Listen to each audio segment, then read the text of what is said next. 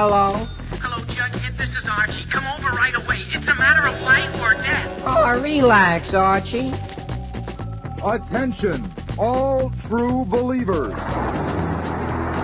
Marvel Comics is on the air. A friend of the unfortunate, enemy of criminals.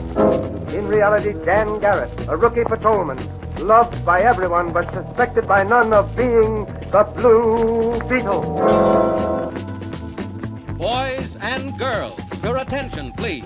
Presenting a new exciting radio program featuring the thrilling adventures of an amazing and incredible personality. Faster than an airplane, more powerful than a locomotive, impervious to bullets. Up in the sky, look! It's a bird, it's a plane, it's Superman! 10, 9, 8, 7, 6, 5, 4, 3, 2, 1.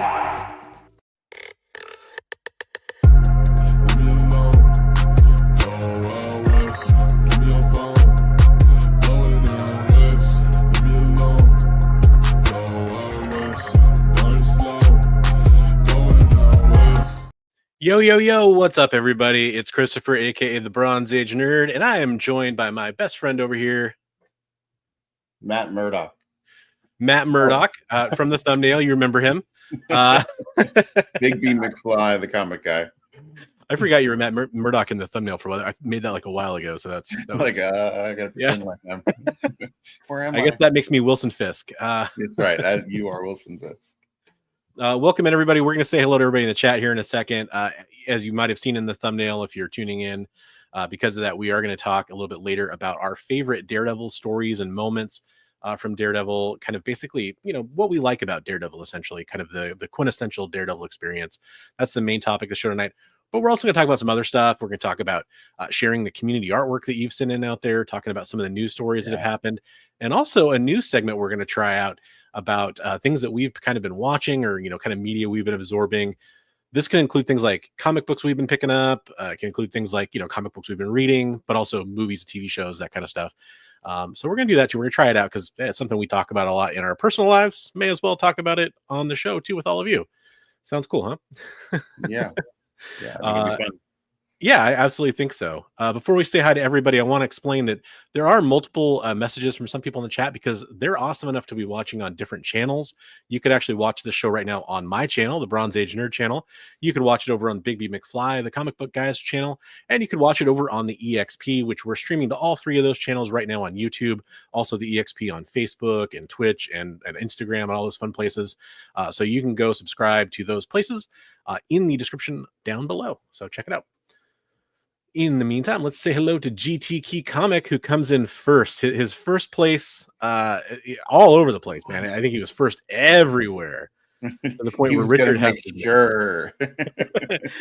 For those that don't know, we have a running competition between a few of our viewers about who could be first in the comments. That's right. It's an age-old game of the internet, and they're definitely keeping it going. Richard saying hello. We're battling for points to who gets to have the solo interaction meet and greet with Sydney Sweeney, right? Exactly. Yeah.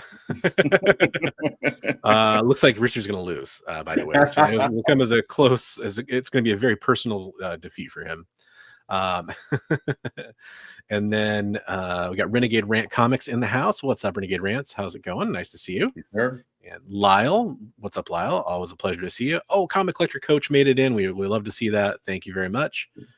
For being here. Son of Crom, what's up, Son of Crom? Hey, Crom. And Flippin' Pages is in here as well. What's up? What's up? Hey, to Crom, I hope you're feeling better. He said today he was feeling under the weather. So hope you're get well soon, man. Get well soon.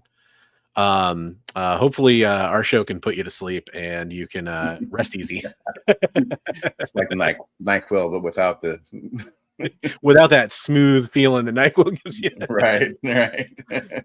Plenty of people have told me they've fallen asleep watching my channel, and they say it's because I have a nice voice, but really we all know it's because I'm boring as hell. So we just need to be like, thanks for watching our show.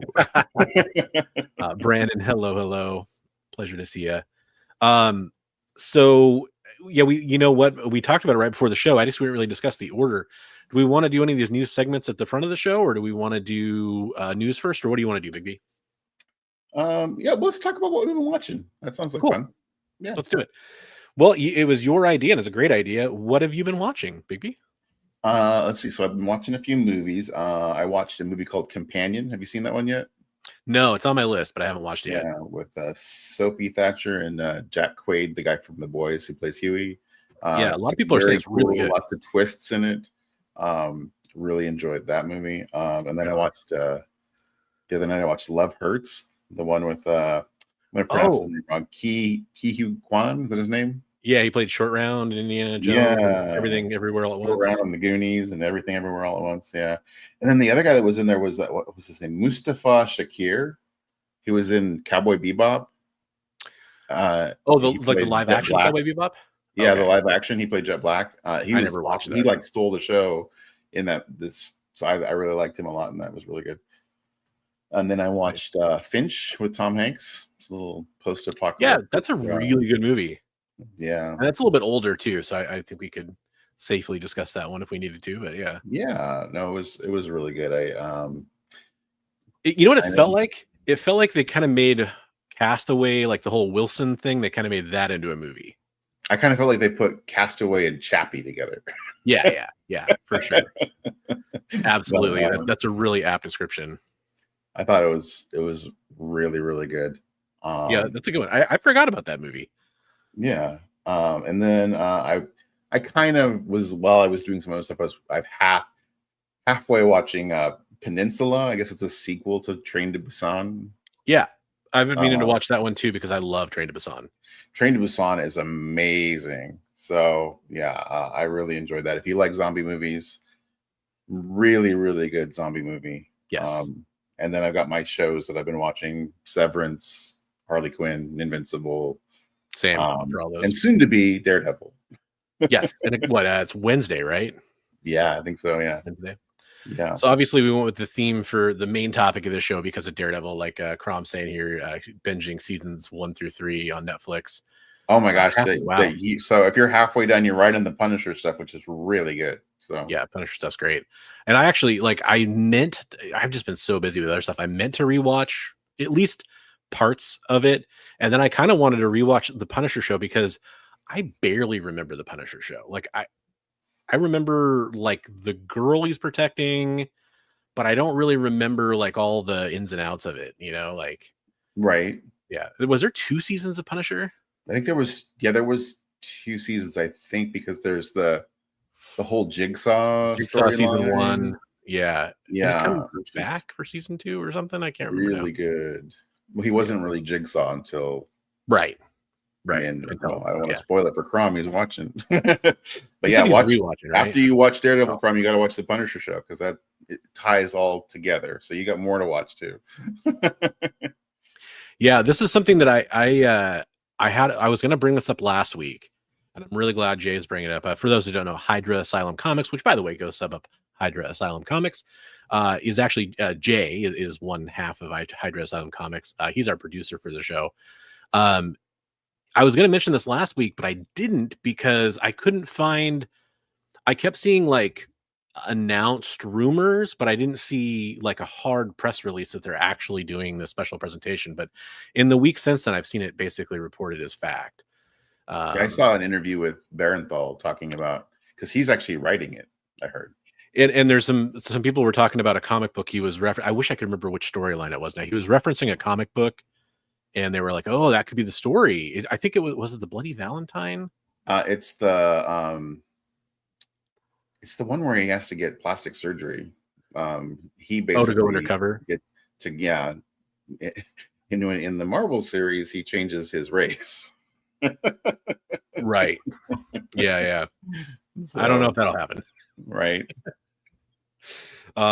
Interesting.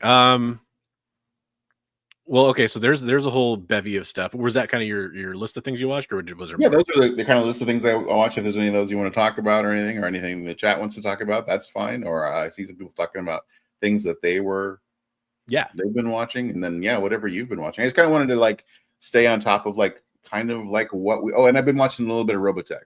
I saw that popped up on and I'm like going back. I'm like, oh yeah, I love some of it. Like, it's slow at parts. I'm like, I've already watched this. I can skim through this part. Well, that's the funny thing. So, Bigby and I end up watching a lot of the same stuff.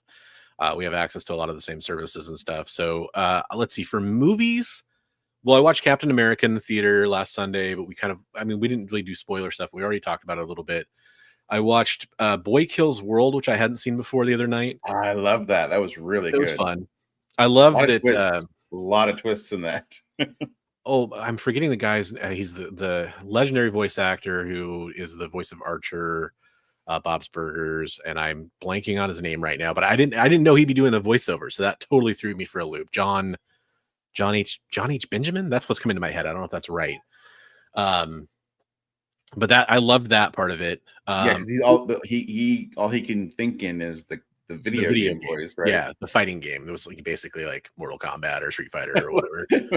Yeah. Some of the stuff is like player 2 is totally effing insane. H. John. Is it H. John Benjamin or John H. Benjamin? Or H. John. One of the two. Okay. I'll wait for chat to correct me because I guess I think that's most of it. Crimson Tide I rewatched because unfortunately, everybody knows by now Gene Hackman passed away. Right. So I rewatched Crimson Tide because there's lots of great Gene Hackman movies, but I recently rewatched the Richard Donner Superman stuff, Christopher Reeve Superman. I recently watched French Connection, which is kind of an odd coincidence. It's a great one. It's a good one. That's a really hard movie to watch in 2025. I think I watched it at the end of 2024. It's for the first time. I'd never, because I'd seen the remake. I'd never seen the original. Right. And I was just like, it still was good, but it's a hard, the pacing of films from the 70s and 80s that are like the drama or thriller, they're very different than modern movies. So we're getting into the era where now we're getting into the short attention span era. So we're getting things just cut so tight now where we had a little more room to grow tension and stuff in the older movies. So and by the way, I absolutely, movies that I watched at the time I can still go back. It's like a weird block for me. If I watched a movie that came out in the 70s in the early 80s, I can still go back and watch it and not have any problems with the editing and the pacing. If I've never seen it before, it's a lot different. Razor Roman apparently got that one right, so thank you for that. And by the way, hello, thanks for popping in. Hello. See, we needed you here, Razor, because now you could correct us on H. John Benjamin. Right. But yeah, Crimson Tide, and then somebody brought up Royal Tenenbaums in chat. That was Derek, which by the way, I gave you a peace sign, Derek. Officially hello. That's a fantastic movie. Yeah. Let's see, what other movies did I watch recently? I have a list here. I think I watched Stuber, which I don't know if that's a movie people even remember. But that's the movie with Kumail Nanjiani, and Dave Bautista, where Nanjiani is an Uber driver and Bautista's a detective who got his eyes dilated and can't see, so he can't drive himself anywhere. It's terrible. It's got some funny jokes, but it's pretty bad. I just hadn't seen it, and it was available, so I watched it. But mostly I've been watching TV shows. So I also, this is news for people that have been following me for a long time. I don't watch. Look, Bronze Age Nerd doesn't do anime or manga. I don't. It's not that I don't want to. You're trying it's it not out. that I've never done it. I've kind of listed before. I watched Death Note, maybe like 5, 6, 7 years ago or something like that. Did you like it? I love Death Note. I thought, Death Note was really good. Maybe a little long, like, because I basically binge watched it, and like I think you could tell a tighter story probably, but I mean I know it was meant to be a series, right? Right. So I get that. And then like I've read Berserk. There's a few things that I've dabbled in, but I'm not well versed. So I started watching Neon Genesis Evangelion because it's highly rated. I kind of went with highly rated, and I also started watching Robotech. So and I've never seen either of those before. I definitely had seen like bits of Robotech or Macross or whatever version I saw or whatever, but never like full episodes. But I was able to watch it with a grain of salt because it was like it's the first anime that was provided to the masses of the United States and said, "Hey, check this out." And it's like, so it's kind of interesting. And I don't know if you've ever. There's a really good video where it talks about they actually took, I think it's 3 different series and blended them together into one story in that show. So that's crazy. I think I've heard about that before, but I wasn't. I didn't know the deep lore. I kind of I'm like 18, 19 episodes in or something like that. So I've just kind of started going out because I'm kind of like not as worried about spoilers or whatever. So I've kind of started like looking. Has Min-May started to annoy you yet? Yes. Yes. Min-May is a little annoying. I really only care about the conflict. I mean, that's all I really care about in that show. But I'll tell you, I don't want to spoil it. That show, like as a kid, exposed me to some harsh truths about characters. And someone was like, I've heard that. I don't know the details, but I've definitely heard that. I will say, Neon Genesis Evangelion, which is the first one I started watching that a few weeks before I started watching Robotech. I'm not completely done with it. I'm near the end of the first run. I know there's like a movie or something I need to watch too. Probably even more than that, but I don't. That's all further I've looked. That show surprised me because it starts out kind of just weird. And I'm like, okay, like the action's cool, but it's weird, but it starts to make more sense as it goes along. I do like that. Right. So this is Bronze Age Nerd does anime. I don't know if that's interesting to people or not. No, that's cool. That's cool. I've been watching the original Transformers series with my daughter. She's awesome. I know Travis has been doing that with his daughters. They're really big into Transformers. Yeah.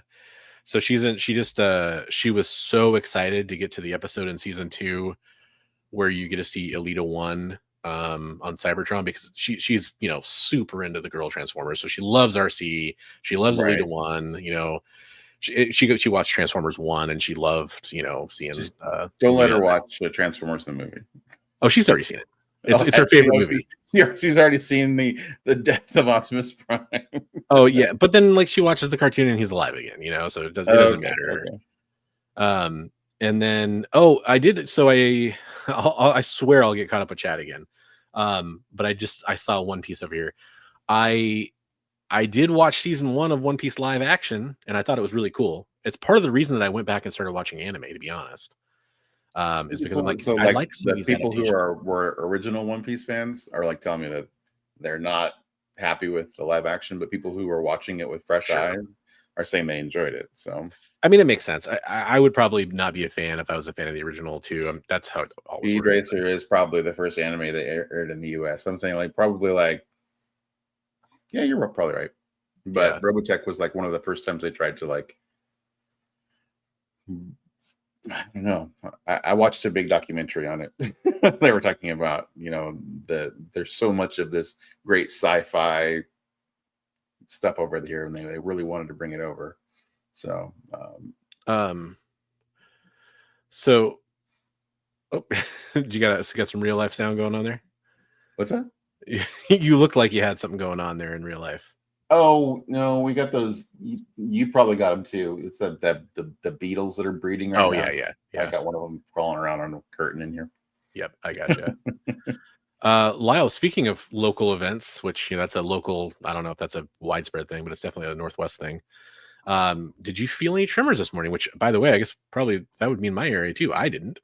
What time was it? I don't know what time that was. I ended up at work at like 5 a.m. So I don't know. Yeah, I didn't. I don't know what time that happened. And then soon thereafter, I was driving a semi, so I wouldn't have felt anything.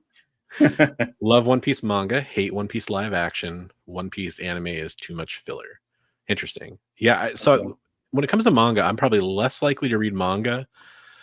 Not just because of time reasons, because I'm trying to read so many comics and there's books I'm trying to read. And so like my reading time is like, boy, thinking about, I don't have a lot of reading time as it is. Right. So trying to add that in. I just wanted to kind of dovetail though, because I wanted to mention, so I'm watching all 3 shows you talked about: Invincible, Harley Quinn, and Severance. And I'm caught up on all those shows. I am also watching 1923 came back for season 2, and it inspired us to finish up Yellowstone because we never finished that. So we're on the last few episodes of that. My wife and I are watching both those shows, and we're watching that show on Hulu, Paradise, too. Oh, is that? It looked kind of interesting. Oh no, there's these. I cannot even remember it's like is it an emperor beetle? I can't even remember what they're called now. I don't know. They're hard. Try as I might, one or two of them gets in every day, and then they sound like a freaking helicopter flying through the air when they go by. Yeah. Let's see if I can figure out what they're called. And then I'll be in the middle of a movie and all of a sudden I feel something on my arm and it's like they're just like, "Hey dude, what's up?" I'm like, "Are you serious?" And I just kind of cup them and take them and throw them out the front door. It's either that or they go for that last swim, down the toilet. Well, and the problem is there's another type of I think these are like there's two, right? There's Japanese beetles or something. The big there's the stink bugs and then there's the beetle. Yeah. I think the stink bugs are still beetles. One of each of them in here right now. So the problem is, the stink bugs, which I believe based on this Google search are the brown marmorated stink bug. The problem is if you kill one, they attract more stink bugs. And we had somebody at work get one inside of their safety glasses. Oh. And then when he went to take his glasses off, it panicked and and his eye swelled up. Ooh, that's not good. I mean, they're the biggest thing you do with them is you kind of just vacuum them up. Yeah, that's if they're in your house or whatever. Obviously, if they're in your safety glasses, you don't have that benefit. Right. Not to laugh at that. And then there's another kind of, I can't remember what the name. I think it's like a Japanese beetle or something like that. They're a little bit skinnier, and they're more just like they're everywhere right now. There's more of those right now where I'm at than stink bugs. Stink bugs come a little bit later in spring usually for us here, but right. At least for me. Yeah, we were talking about weirdest injuries on the job. One was stink bug, and another one was raccoon bite. There was a guy that was feeding the raccoons at work in the morning, and one of them got a little like, "Hey, I'm not getting my fair share." You don't need to feed the trash pandas. They're not Rocket. Yeah, funny stuff. I'm officially not going to Emerald City Comic-Con.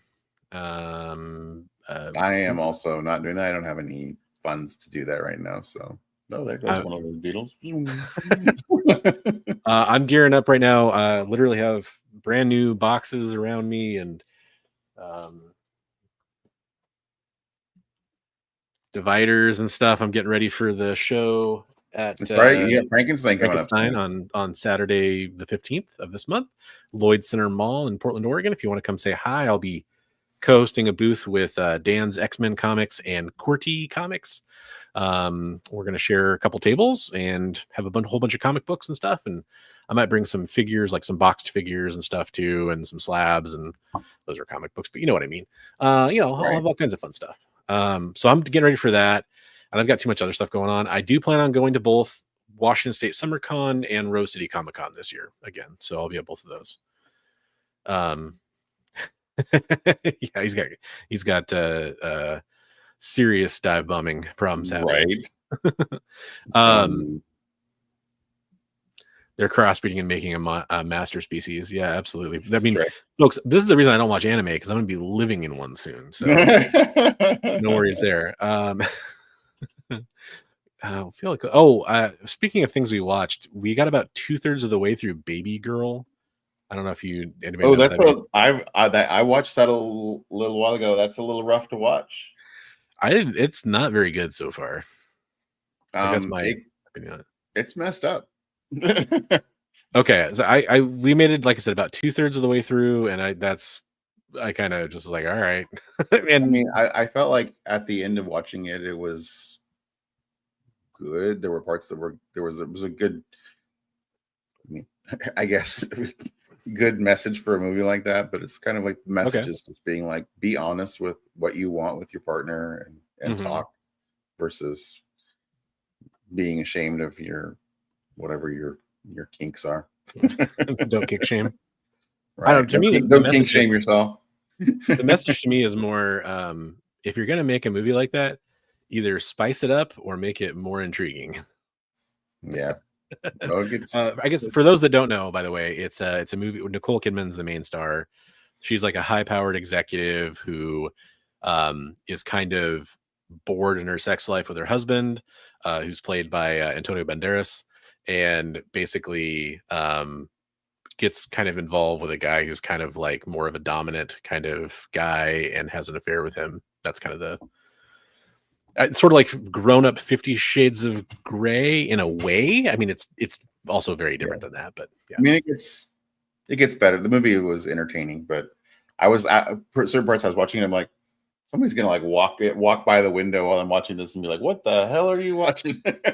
Dude, so I live in a townhouse where like we have like a shared back courtyard with other residents. And, you know, like during the summer when you have the windows open or something like that, because it's really hot, you know, we don't have central air or anything like that. So like, you know, when it's really hot or humid, you want to open the windows. And then like we'd be watching like Game of Thrones or something, you know, or just whatever it is. Trying to think of another show that has like a lot of, you know, shows that just have that type of content. Part of me also goes like, like, do I even like, am I allowed to watch this? Like, right? Yeah, I kind of felt weird about watching that movie. I was like, yeah. Hey, what's up, Comic Tropes? How's it going? You just joined our new segment where we're talking about things we've been consuming in media, like movies, TV shows. You just got introduced to, if you want to rewind it all or rewatch, you just got introduced to my reaction to being introduced to anime, which might be interesting to you, I think. Maybe, I don't know. And no, I haven't tried Hellsing yet, but it is on my list. It's one of the ones that was recommended to me. Hellsing and Attack on Titan are both on my list from just multiple recommendations. Yes, this is Bronze After Dark, and I believe, did you get a haircut? No, it was one of those, I washed my hair and can't do anything with it, you know. It's kind of gotcha. Kind of tied it back. It's just laying flat. It's just very dead, no body to it. Just like me. Whoa. So we are at a point in our show before we move on to talking about other things, which, by the way, if anybody wants to talk about any of those shows we're watching, you know, we're talking about, you know, like I think especially like probably Invincible or Harley Quinn or I don't know. Severance is really awesome, but I don't know if people are into it. Those are some great suggestions Trope says there. Oh, cool. I'll get those in one second. I've heard is great. I haven't watched it, but I've heard it's amazing. I was just going to mention real fast. I wanted to remind you, like we mentioned at the beginning of the show, we are streaming to multiple networks. One of them is the EXP. If you want to go catch our producer, Jay, Hydra Asylum Comics, talking about new comic books coming out on New Comic Book Day, well, then tomorrow you can actually go watch an awesome show where they talk about comic books in a segment called Minute to Skim It. It's going to be on at 7 Eastern, 6 Central. And so that would be 4 p.m. Pacific. My math adds up. And you can go check out capsule reviews of comic books that are coming out. A show that I've always enjoyed. If I ever want to hear about new comic books for New Comic Book Day, highly recommend that one. So go check that out. Yes, I have seen Akira. I don't know what FLCL is. What is that? FLCL, I think it's called Fooly Cooley, or I think it's how it's pronounced, something like Fooly Cooley. Okay. But it's the animation is amazing. It's so I was just gonna say it's Hellsing, Cowboy Bebop, and there's one other we were just talking about. Oh yeah, nope, I had it a second ago. There's like 3 shows I have coming up: Hellsing, Cowboy Bebop, and there's one other one. But yeah, Full Metal Alchemist. That's the other one that people recommend all the time. So, but I have like a Crunchyroll subscription now, so I'll be checking out some of these. So FLCL is only 4 episodes, amazing animation, and it's a coming of age story. Oh, it sounds good. I'm sure your recommendations are spot on. Yeah, Akira and Ghost in the Shell and Death Note are the 3 that I've seen. And there's some others that are probably like, this is actually anime. Like if you stop and think about it, like, I don't know, is Voltron technically anime, like the original series? Yeah, it's Star Blazers. Yeah. I don't know. There's a few of them out there, but I've probably watched a few others that just sort of. Well, somebody said Speed Racer was Astro Boy. Wasn't Astro Boy the original one? That's a good point. I wonder if Astro Boy was the first one. Tropes probably knows. Wow, my brain wants to read that as Dandelion for some reason. Dandadan. Say that 5 times real fast. Dandadan. Dan, dan, dan, dan. Oh my gosh. Dan, dan, dan, dan, dan, If dan, I heard dan. somebody say it, it would probably click. Trying to read it is giving me an aneurysm. But right on. I'll definitely add that to my list too. Mighty Atom was the first anime. Oh, right on. Confirmation. Sweet. Okay, and then where do they fall? Like Speed Racer, Star Blazers, and then Robotech. That probably in that order, right? It's probably somewhere in that order. Yeah. Yeah, I guess no one bid on it, but and if somebody mentioned in the chat, I probably would have talked about it for 4 hours. But I'll just say Severance is really freaking good.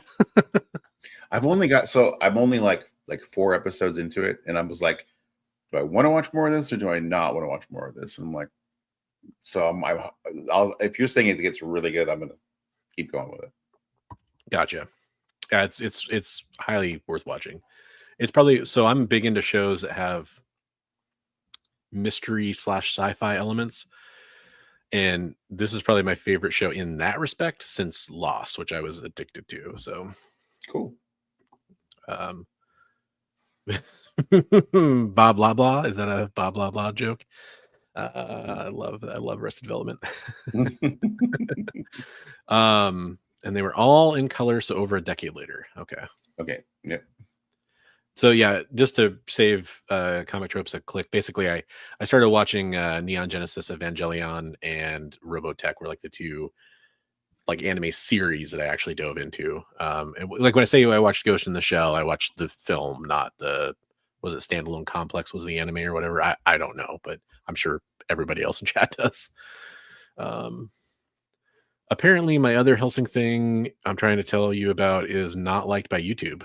Weird. Oh, it's like a blocked term or something. Okay. Well, you can always tell me like on my Discord or through Slack or whatever. Okay, but that's I popped in on one of Jay's shows this weekend and said nice. I was watching. They were talking about like casting rumors and stuff and everything. It was interesting. So yeah, there's quite a few of those. That sounds like fun. They were fan casting too. I think they were doing a little bit of fan casting and stuff too. That's fun. I like doing that. I have to scroll past all our main topic stuff to get to our news. Oh, do we want to do some pickups real fast? Oh, sure, yeah. You want to go first? Sure. Actually, you know what? Let's kind of can we want to take some turns? We take turns. Yeah, we can take turns. I won't show off a ton of stuff. I'll do, kind of some of these are shout outs. Hey, what's up, Kamikaze? Yay. So shout out to Hoodat on Instagram and YouTube. Picked up a comic book from his short boxed event. He had like a short boxed, I can't remember what they call it, spotlight auction or whatever. Got a totally awesome Hulk. No one else bid on it, so I just picked it up for the starting bid. And he threw in Initial D as a freebie. That's really cool. That's cool. Really, this comic book, by the way, since Comic Tropes happens to be in here, as soon as I saw this reminds me of that car that Comic Tropes drew. I don't know if you know what I'm talking about, but he drew like a commissioned car. I don't know what you're talking about. Yeah. Okay. Yeah. I thought that was pretty neat. So when you showed Totally Awesome Hulk, it made me think. Have you started watching Spider-Man yet? I haven't. Oh, is there a connection? Well, Amadeus show. Okay. And then this is another short box auction. Oh, hey, look at that. And a 4/5. Totally how Banshee looks, though. I mean, yeah. The classic Banshee look we all know and love. But this presents really nicely for a 4/5, and it's better than both the copies I have. I have one copy that's like got staples in the front cover, and it's a total beater reader copy. You have a dupe of that one? I don't have a copy yet, so I might. And then I've got like a 2.0 or maybe like a 2.5 or something too. Okay. And then this is a 4/5. Low grade's better than no grade. Exactly. And then let's see. Gosh, I don't know if I can show these. Do you need to take some tape and cover some things? I would need like several Post-it notes. So if you know, Adam Hughes recently had a cherry cover that's technically censored. Is it the shaving one? Yes, it's technically censored, but I'm not going to show it. I got a couple foils of that. That was it's blocked out with the blocks, like digital blocking, digital. And it's just like the hardest thing about shaving is getting those darn pixels or something. The hardest part about shaving, all the little squares. Right. And then there's some soap bubbles over the other top bits, I guess is what we'll Man. call those, because we're adults. Adam Hughes. Yeah, Woo! Adam You wanna Hughes. Look it up. Look up Adam Hughes Cherry if you want to see it. An 86 Toyota Truno. Okay, cool. Okay. Hey, 86. There we go. That's awesome. And then here I'll flip you so you can show off a couple things. So I don't know. Did I say anything about teaming up with You did last week? Okay. So I've teamed up with Future Press Collectibles, and they're selling some stuff that they turned me onto a selling platform called Encore, which is kind of cool. And they have giveaways where like you enter the giveaway and it's like you can just be like, oh, there's these giveaways. I like that. I like that. I like that. And then you don't even have to be there for the giveaway. And as proof, I won. Not that I'm big into Funko Pops, but there were Marvel ones, and they were kind of cool. It's like a Blacklight Sylvie from Loki. Oh, nice. Yeah, I've actually got that. Oddly enough. Yeah, I thought it was kind of cool. And a Blacklight Kate Bishop. Oh, that's cool. I don't have that one. That's awesome. Kate Bishop and Pizza Dog. Yeah. Yeah. So she got Pizza Dog with her. So I thought that was kind of cool. That is cool. And then there's a little shop up in St. Helens, and they were having a $2 sale. And I had some credit there. So I popped in and got a few things. So Vampirella Zero, Joe Quesada. Nice. The Harris run, the first run of Vampirella from Harris. I thought it was kind of cool. I love Adam Hughes, and they had 2 copies of this cover in their thing. I was like, okay, so I think that's a great cover. Yeah. So 2 copies of that for $2 a piece. That's a good deal. This one was a score for $2. Oh, nice. Yeah. Yeah. Speaking of they just had like, oh, Legionnaires, nobody cares about that. They threw it in the middle. I'm like, hey, somebody cares about it. Oh, yeah. I have a really good friend that got me a DC Universe logo of that book. Oh yeah, he's a. His name starts with B, by the way. What's that? His name starts with B. It's a big B. A big B. And this one, this is actually like I guess one of his first like really sexy covers. There's a theme. These are all like really sexy books, I guess. So it's a fairly valuable issue of Gen 13, and it was I think this is the most valuable book I got out of the $2 bin for. I think it's like $18 or something. Really? Yeah. Wow, that's really shot up. Then I remember it was like $10, but I didn't know it got above that. I would have thought that Legionnaires so far, basically. And then this one was, I love this cover. John Bolton. Oh yeah. Vamps. Yeah. Yep. So I remember when I got back into comic collecting for the first time, when I started, that's when I picked up Walking Dead #7, and that's when I started reading the comic book month to month. That was the other book I almost chose. And the only one that wasn't a sexy book, but Ultimate first Ultimate Reed Richards, who becomes the Maker, right? Yeah. So for $2, I was like, I can't go wrong for that. So yeah, absolutely, that's awesome. I was like, cool. I'll burn up some credit and pick up some books. So I had traded in Magic cards there a long time ago, so I had some credit hanging around. Right on. So yeah. And then I'll go back to you, and then I have a couple other things I can show. Okay. So last bit of short box goodness. I don't even remember who appears in this. It was just a nice Thor comic book that I got for a ridiculously let's see, is that $129? Ridiculously good deal on a high grade Thor 129. Nice. That's how far is it into the self-titled run? That's like what, 3 issues into the self-titled? Yeah, very early. That sounds about right. I think 126 is that like the first one? Yeah, I think so. disagree on the non-sexiness. Oh well, it is. Yeah, I mean it's. What's his name? Isn't it? Is it Greg Land? Is it? I don't know. He did a lot of the. I think I'm not sure. But this maybe. is a really high grade for what it is. Doc Strange 175, first cover appearance of Clea. That's cool. Yeah, this makes some good stuff, buddy. Yeah, and I got stupid good deals on these. I don't know. I was just happened to tune into one of the short box auctions that was kind of closing out. I'm like, why is nobody bidding on this? It's just weird. And then so when you say you got like good deals, are they like, what are we talking about, like price wise? You don't have to say. I think the most I paid for any of these was like $12. Holy cow, that's a great deal. Yeah, I'm pretty sure. I'd have to go back and double check. Nice. And I know this is a multiple key thing. It's first team appearance of the Undying Ones, but it's also the final issue. Doctor Strange. And that cool evilish looking Doctor Strange costume. Yeah, love that. Great stuff. And then I do have one more set of pickups, but I'm going to do that as kind of part of our second plug for another show on the EXP. So I'll keep that a little bit of a teaser for you. Well, so I will just show I'll only show a few of these, but there's a video on my channel talking about doing this trade with Lettuce Comics.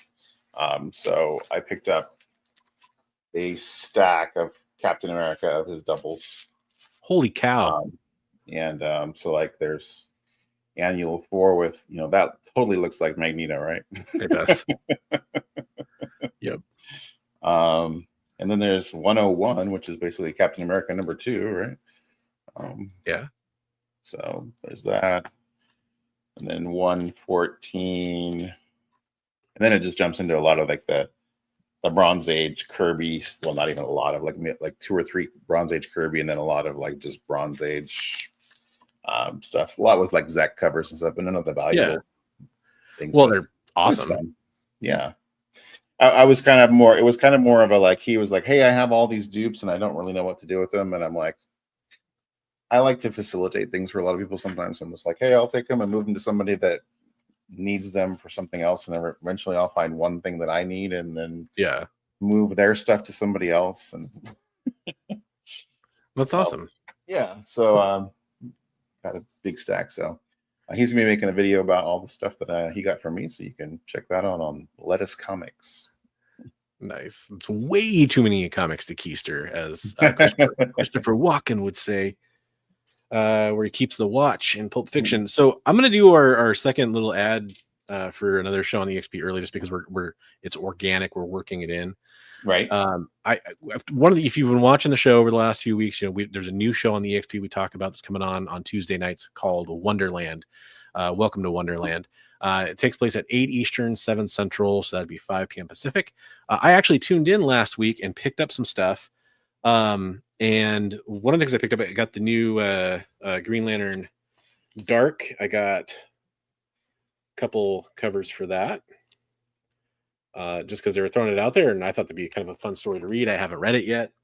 But really I just kind of got those after I knew I was already going to be paying for shipping and getting some comics sent to me.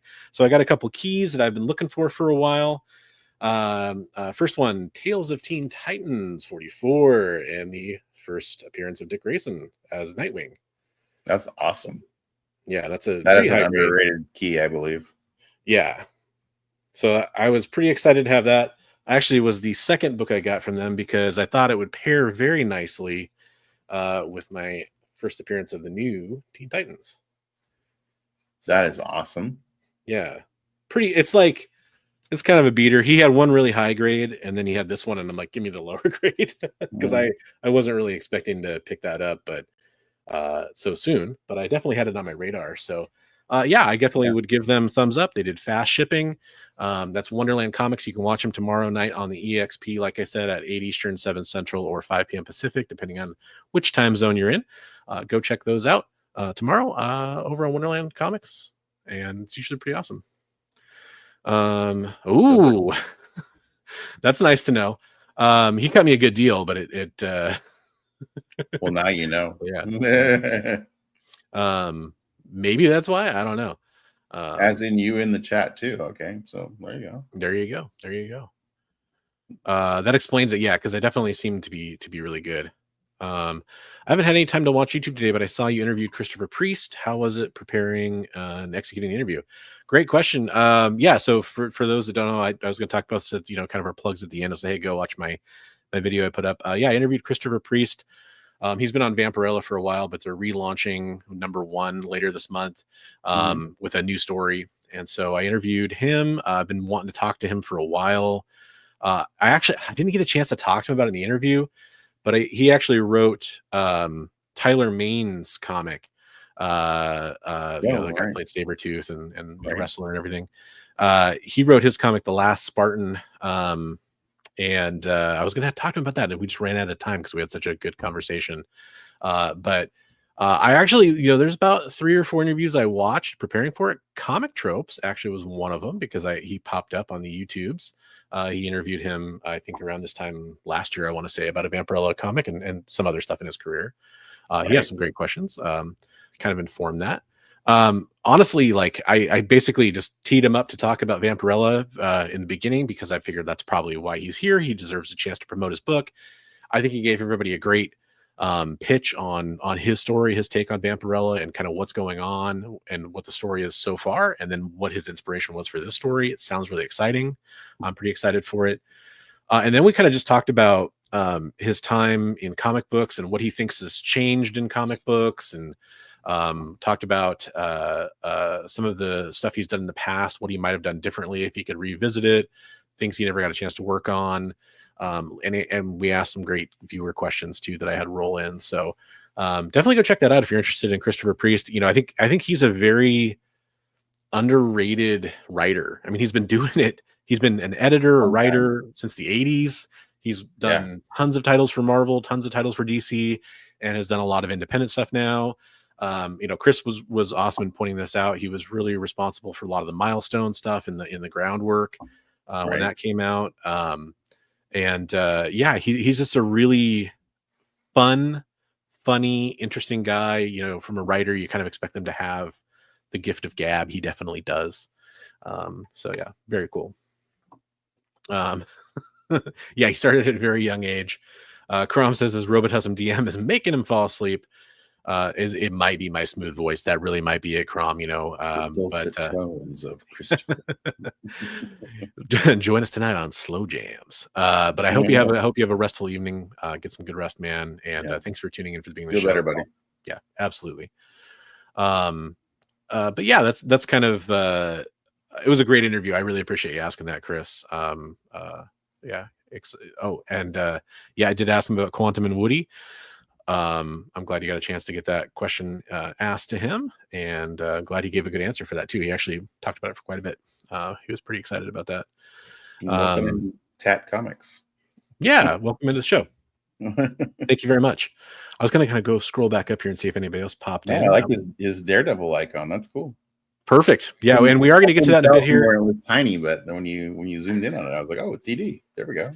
That's so true. So many, I miss so many YouTube like avatars or whatever because they're so tiny until somebody highlights them.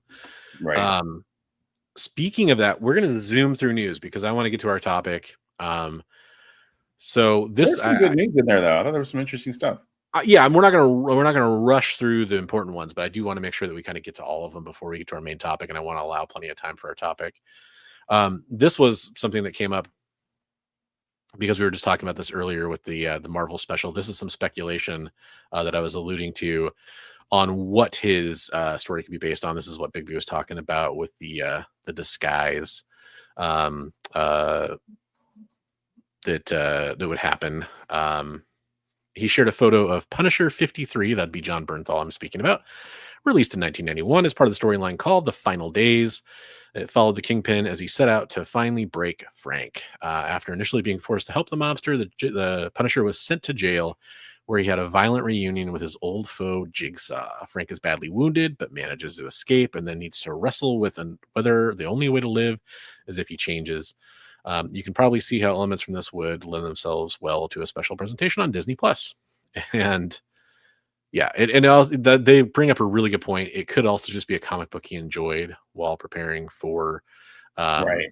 Daredevil. And huge shout out to John Bernthal, who's not really a method guy, but he does his research. I remember when he was originally getting tapped to do Punisher in the first place, he very kind of famously talks about this in interviews. He went into comic shops and was like, what do I really need to read? Talking to the comic book shop owners, like, what do I really need to read to understand this character? Like, what's the real shit? Right. And he did a really good job on that. And frankly, Charlie Cox did the same thing or something very similar when he was getting ready for Daredevil. And I don't know. I think they kind of, I don't know if they started that, but maybe because of social media, those are the two actors I can really think of having done that for the first time. And you see a lot of actors go do that now when they get cast as a superhero. But I think it's cool, and it shows usually in those performances that's like, okay, you at least understand the character. Like, you don't approach this. I mean, sometimes that's just the writing, right? But sometimes it's like, this person isn't acting anything like this character at all. And that's definitely not the case for John Bernthal. I think he does a great Punisher. Maybe not the perfect Punisher, maybe not the definitive Punisher for a lot of people, because I know there's people that have different preferences. I think he does great. I think he does a great job especially with I think he's a great Punisher. He's amazing. I love that video that I sent you of him with the gal who plays Karen Page. Deborah Ann Woll. I guess she's a big D&D player. Yeah, and she's explaining to him about Dungeons and Dragons, and he's like, wait, no, why wouldn't you just like max out everything and be like, she's like, because everything has to be in balance and you have to have a theme. And he's trying to understand. It was really interesting. It was fun. I think she does like one of those, like, I'm gonna be out of my element here, but like Critical Role, or she does one of those kind of shows. I don't know what exactly it is, but I'm pretty sure I've seen clips of her discussing that stuff before. I agree with Derek. Yeah, all of those guys, they are those characters. Yeah. I'll kind of go through the quicker ones here. The next thing, this is kind of just cool. Toy Fair happened this weekend in New York, and so a lot of news came out of that. Some of it we'll discuss, some of it's just really cool, and we're not really super focused on toys. But I think this is pretty worth talking about. There's this Marvel Legends does kind of prop replicas, and they're doing this Doctor Doom mask, which is pretty cool and definitely timely, with all the Robert Downey Jr. casting and Doom coming and all that kind of stuff to the MCU. Pretty cool. That is pretty neat. Cool. They've done Iron Man masks and all that kind of stuff too. So not terribly surprising, but if you hadn't seen that and you're interested in it, I thought it might be kind of cool to show you.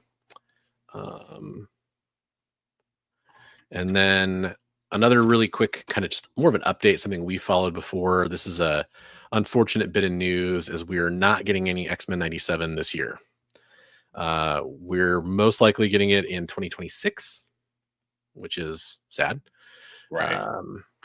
I mean, I think they're dropping the ball, but it really makes you wonder, to be honest. I think some of this is probably speculation. I should have called out the other news sources I was looking at there, but this is from CBR. I don't even know if they speculate on this, but I wonder how much of this has to do in reality with DeMaio leaving the show, or, well, not leaving the show, being forced to leave the show, or whatever you want to call it.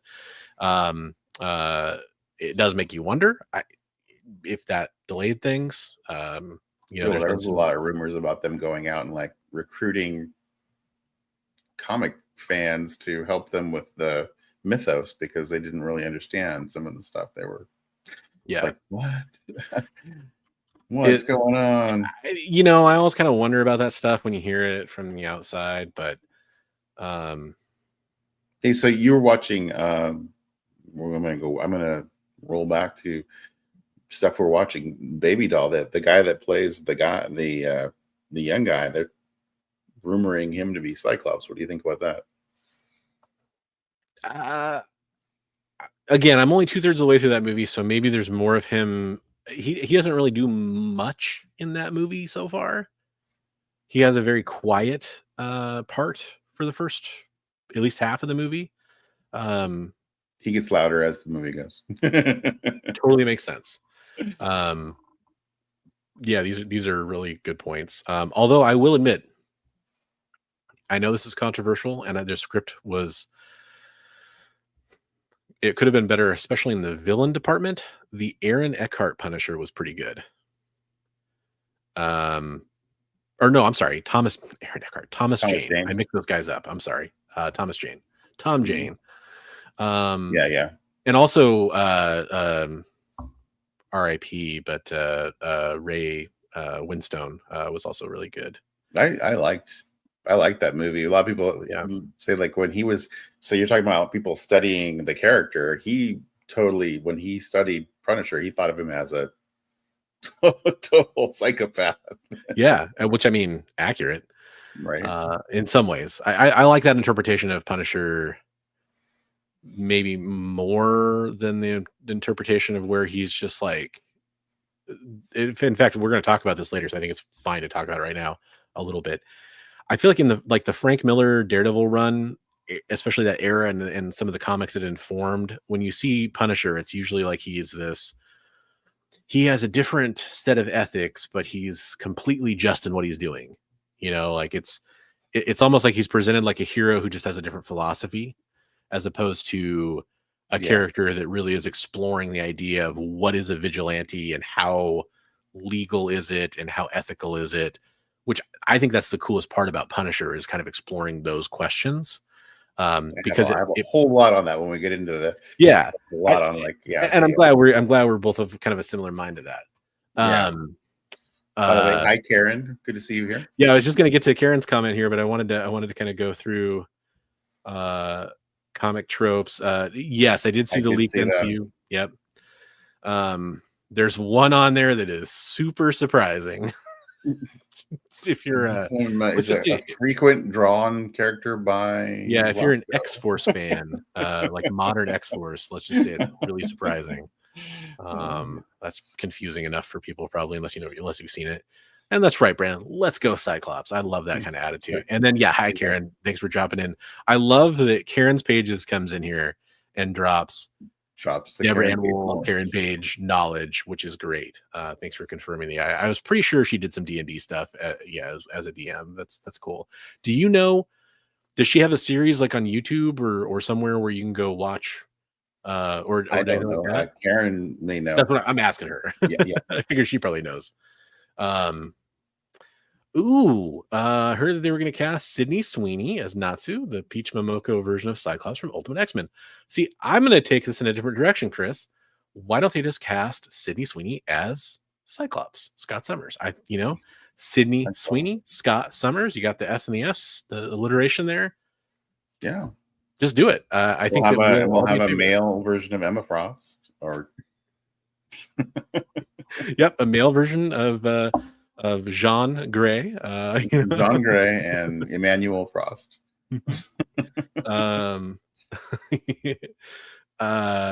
This show already has a built-in audience. They brought everyone but Elektra back. The original idea for the show recast Vanessa, and when they scrapped that idea, they brought the original Vanessa back. Okay. Oh, yeah. Dolph was the best. Yeah. I don't know. So there's a guy on YouTube that does CGI. He's gone and put Wolverine's mask on in the old X-Men movies, and right, okay. I think I've seen that. Yeah, He did Dolph, but he put the logo on Dolph's chest in the movie. It's really Dolph was robbed. Like that's like Hugh Jackman before Deadpool and Wolverine not getting the mask or the costume even. And Dolph not getting the skull. Those, I mean, like, come on, they were robbed. Right. Also, Venom, even though he's 99% CGI, I'm sure Tom Hardy's Venom not getting the symbiote logo, the Spider-Man logo. Right. That's Yeah. Wait a minute. Are you telling me that people just go and lie on the internet, Chris? Now I can't trust anything you say. I did see an interview though with the guy who directed the Dolph movie. He said that he's like, I was so full of myself back in the day, and I don't know why I did that. He's like, I totally missed an opportunity to tap into a major part of pop culture, but I was so like against, like I don't want it to be like what you see in the comics. I was like, why not? I hate that explanation. I'm never down. Like, well, we already saw the comics. Like, you don't need to see that again. But that's what made it good. Let's do it again. Right. Let's see it. I know it needs to change a little bit, but let's see it. Moving on to another quick couple stories here. These could be a little bit quicker, but Supergirl is getting a new costume and a new comic from former TMNT writer Sophie Campbell. This comes to us from Newsarama or Newsarama, but it's gamesradar.com. So kind of getting a little bit of a fresh reboot here. I know a lot of people. Who's the artist on that? I kind of like that. That is a great question. That's very scanning. Oh, it's Sophie Campbell. Yeah. Oh, okay. Yeah. I was gonna say I know a lot of people are fans of Sophie Campbell's TMNT run. Jay Lee. Yeah, that's an awesome cover. I kept scrolling back up to that. I was trying to see if there's anything else down here, but it's gonna be out May 14th. And Crypto, the Last Dog of Krypton, will follow on June 18th. So that's the image for the Jay Lee one. Is the Crypto? Yes. Yeah. Nice. With that. Yeah, that's beautiful artwork. That's Sophie Campbell artwork. Cool. Yeah, I think it's great. And I know a lot of people are fans. And I'm bringing this up because we talked about the Power Girl cancellation and how there'd be a follow-up Supergirl series. So I figured this was a nice little bow on that. Right. But yeah, I mean, I'm always excited to see new iterations of both of those characters personally. Yeah, that's cool. And then how is Awesome Sauce not here? So I've had conversations with Awesome Sauce before, and I know this is something that is near and dear to his heart. And right, I was saving it because I was hoping he'd pop in, but you got to get through the news. He'll comment. Awesome Sauce. You got a comment in the comments on the rewind. So Awesome Sauce is a huge Cold Slither fan, and if you're not familiar with Cold Slither is basically the hair metal band that Cobra creates to carry like hypnotic messages out to their take audience. Over the world through MTV. Yeah. Yep. And so we're getting this awesome kind of set of figures. There's the next button. Okay, so there's the kind of all the figures at once that we're gonna get in this this set of figures from Hasbro. So yeah, you got the 4 Dreadnoks dressed up in their full regalia here. What I'm curious about is this mean we're gonna get the Average Joe band, which was at the very end when inevitably G.I. Joe defeats Cobra, we get the Average Joe band. I would love to see that there's the moment where the ladies infiltrate as groupies. They infiltrate the backstage. I'd love to see that as a follow-up set. There's so many things that based on this that are awesome. But this reminds me, we're getting the mass device figures in classified for G.I. Joe, which is awesome. They're gonna make the mass device. They haven't. So as far as I know, they haven't actually shown or leaked the mass device, but they've shown different figures that are coming out with the different elements for the mass device. That's cool. One of them being Snake Eyes and the Polar Bear set, which looks really like a really good deluxe. Are you going to get the Eskimo guy, the blind Eskimo? They didn't show him yet. Okay, I liked his character. He was a cool character. Okay, so a bunch of classifieds are going to go up for pre-order at 10 a.m. tomorrow. Yeah, like they announced. This is coming out of Toy Fair pretty much. They showed Footloose and they showed a Frag Viper. I'm just trying to go off memory here. They showed for the mass device, they showed a Cobra Diver and a G.I. Joe Diver set, which are like generic figures. Bunch of stuff. They showed the snake armor, like the big armored, I saw that. I saw somebody showing how it opened up and how you could actually put a figure in it and everything. Yeah, that cool. Miniseries had so many things. I wanted the submarine for Seal's submarine. Yeah, the little sea sleds that Cobra had, those were super cool. Varanus' little diving bell thing. Yep. I think all that small vehicle stuff, they're going to probably eventually do it because there's only so many large vehicles. Like they'll keep doing them, but people will get burnt out on it and they won't have room or money for most of that stuff. The smaller stuff, they're definitely going to have more ability to do. Chris pointed out that he wants Dr. Venom, Quinn, Billy, the October Guard, Energon Universe redesigns. I have to point out that they are doing a box set of Void Rivals Jetfire with the 2 aliens from Void Rivals, the 2 main characters. So that we are getting Energon Universe Void Rivals figures, which is really cool, from Hasbro. That's cool. Yeah. But yeah, especially Quinn. Quinn's probably the one that I would be the most excited for in this. October Guard I would be extremely excited for, but it's just they'd have to kind of change the narrative, I think, right now. Or maybe not. I don't know. Things are weird with that right now. Well, they just go they can just go retro, right? I mean, you're just talking about stuff that came out in old comics. Well, but that's the thing is, there's already like they won't do Hooded Cobra Commander. Like they just avoid any of that kind of stuff that could be seen as problematic. Yes, the Voider. Yeah, they're O-ring. That's a good point. That is a good point. Tomorrow is Mass Device, Snake Eyes, Breakers. The other, they're doing like a Breaker without the motorcycle. They had him with a Ram motorcycle. This is a slightly different version. Retro Flint, Retro Cover Girl. I am all over the Retro Cover Girl and Retro Steel Viper. Interesting. I don't remember seeing that one. I know they're doing a Retro Viper. That Cover Girl figure didn't do justice to the character. The new one is ridiculously awesome compared to that. That's cool. Yeah, it's a very good. I wonder if actually. And yes, that is the Dreadnoks and Zartan in a band. Let's see if I can find a picture of that real fast. If I can't, then so be it. But there's a website. Oh, he said autocorrect. It was Televiper, not Steel Viper. Oh, the Retro Televiper. Yeah, that makes sense. I've got the Trouble Bubble one up here, which to me that's good enough. But I know Chris is buying everything. Okay, so this has it.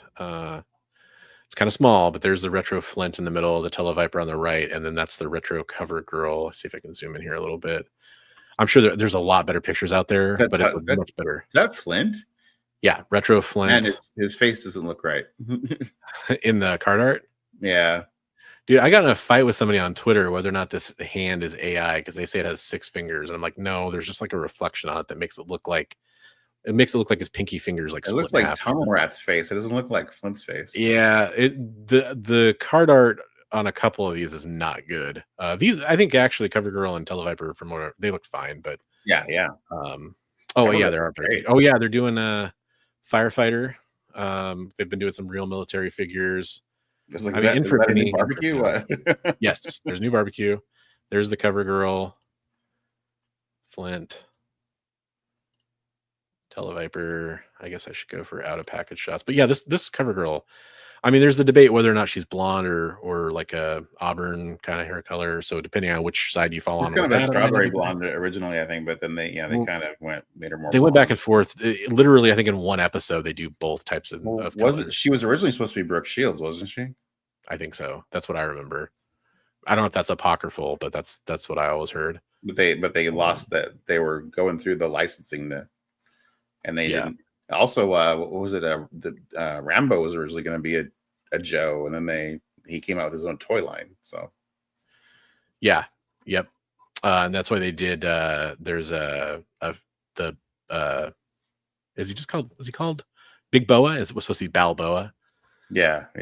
But they changed it to Big Boa. I'm sorry. For some reason I figured there was another picture. Yeah, so there is actually they did a Blowtorch figure. They got announced. It's not. I don't think that's one of the ones that's going up for pre-order, but they did announce one. Blowtorch, not barbecue.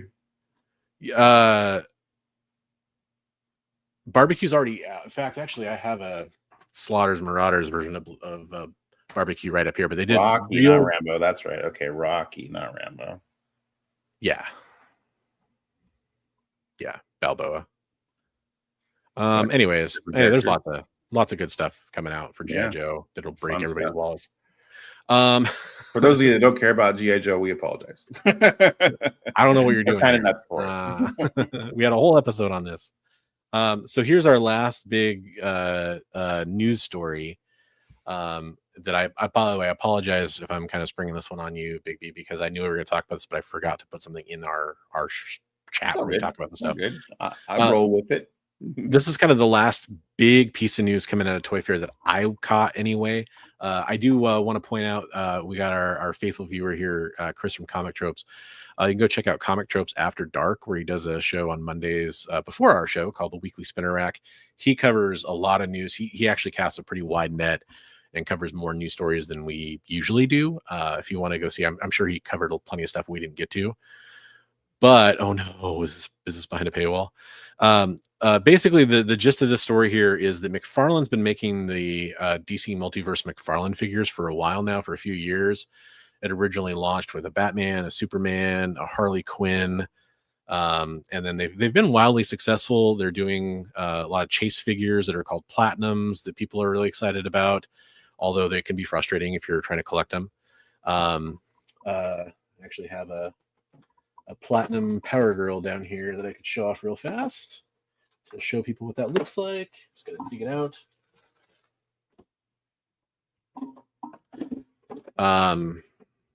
So what are we talking about? We're talking about these. So that little logo right there, that little McFarlane Spawn Platinum is what you look for if you're looking for Platinums.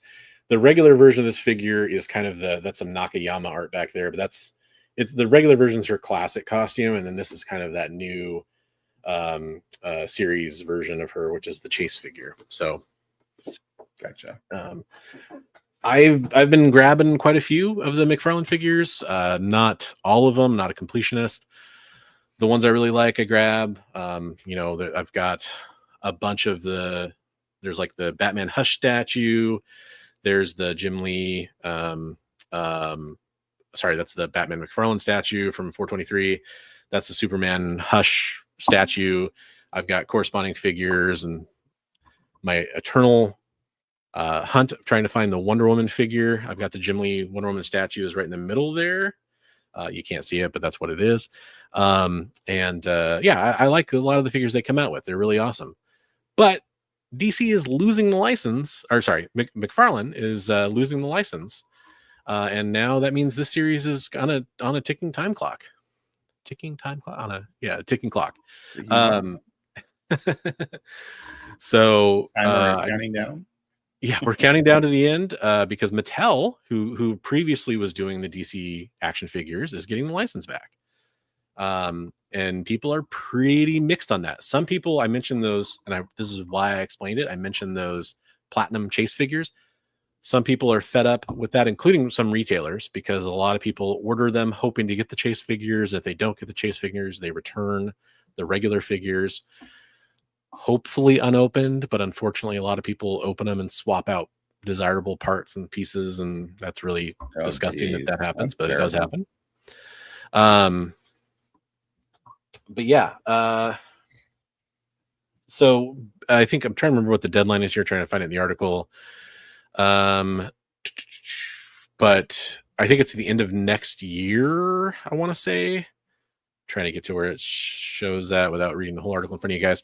But yeah, basically they have about a year left, and then it'll wrap up. One of the most popular videos I ever did was actually talking about this series, because I talked about how Todd McFarlane was quoted as saying that girl action figures don't sell. And there was a lot of calls for female action figures in this line, and they weren't producing very many of them, even though one of the first figures was Harley Quinn in like her classic, DC animated kind of suit, although it was a comic book style figure. And scale has been ridiculously off, as another gripe people have. Like that Harley Quinn figure was like 7.5 inches tall, which made her taller than Batman or Superman. So there's some really weird stuff that happens. But yeah, there's a really kind of big call for more female figures.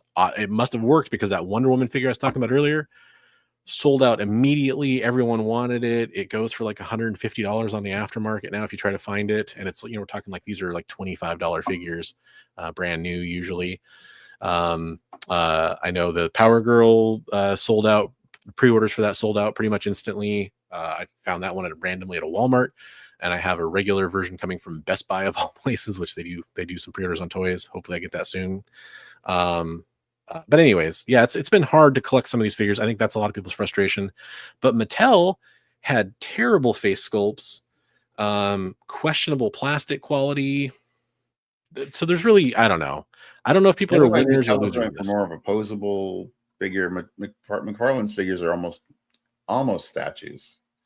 I mean, the articulation has gotten better, but like the hips and thighs and stuff, like there's not usually a thigh cut, which kind of limits articulation, and the hips aren't like drop hips that some modern figures have, so they can like kick high and that kind of stuff. But they are more articulated than, like, he has a line of essentially PVC statues out now, which those are popular. He's even does those for Marvel, for example. But he's kind of notorious for that. Like in the history of McFarlane figures, is they might have 1 or 2 points of articulation. They've gotten better, but they're also not as good as, like, Marvel Legends or Mafex or some of the other figures that are out there that are kind of popular. Some of those are imports, but I always thought his the McFarlane toy stuff was beautiful, but like I said, it was more of like a plastic statue. Yeah. That traditionally that's kind of what he's known about. I should have thought to say this on my show, but maybe Mattel can do a bigger scale distribution as DC gets back into making movies. Like maybe McFarlane couldn't mass produce as many. And so I think you're kind of onto something, Chris, because I think the part of this ties into the fact that McFarlane's distribution, there's a really good channel, Nerdzoic. He started out as a toy review YouTuber, and he launched an online toy store. And so he went into kind of like his frustrations with DC McFarlane distribution.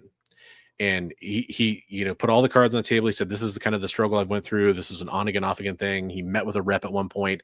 They had a great relationship set up. He's like, awesome, I want to order these figures from you, instead of like trying to buy them on the aftermarket to sell on his store. And he had this whole line set up, and he met all the qualifications, and then he never heard from them.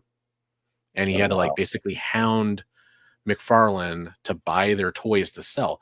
So I do think there is something to be said for, I think they have big deals with like Target and Amazon and that kind of stuff for exclusives, but they're not really hitting the other distribution channels as well. Like I know GameStop, Target are their kind of big two, I feel like. And then I feel like Amazon and Best Buy kind of get what's left. And then I think a lot of the other stores kind of just struggle to stock them, which is unfortunate. Yes, exactly. Leonard has a great point here, which is there's probably approximately 400 Batmans in his line, and then probably like 300 Supermans, and I'm probably only slightly exaggerating.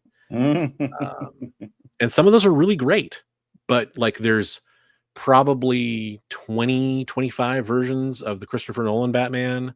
There's probably like 10 or 15 versions of the Michael Keaton Batman.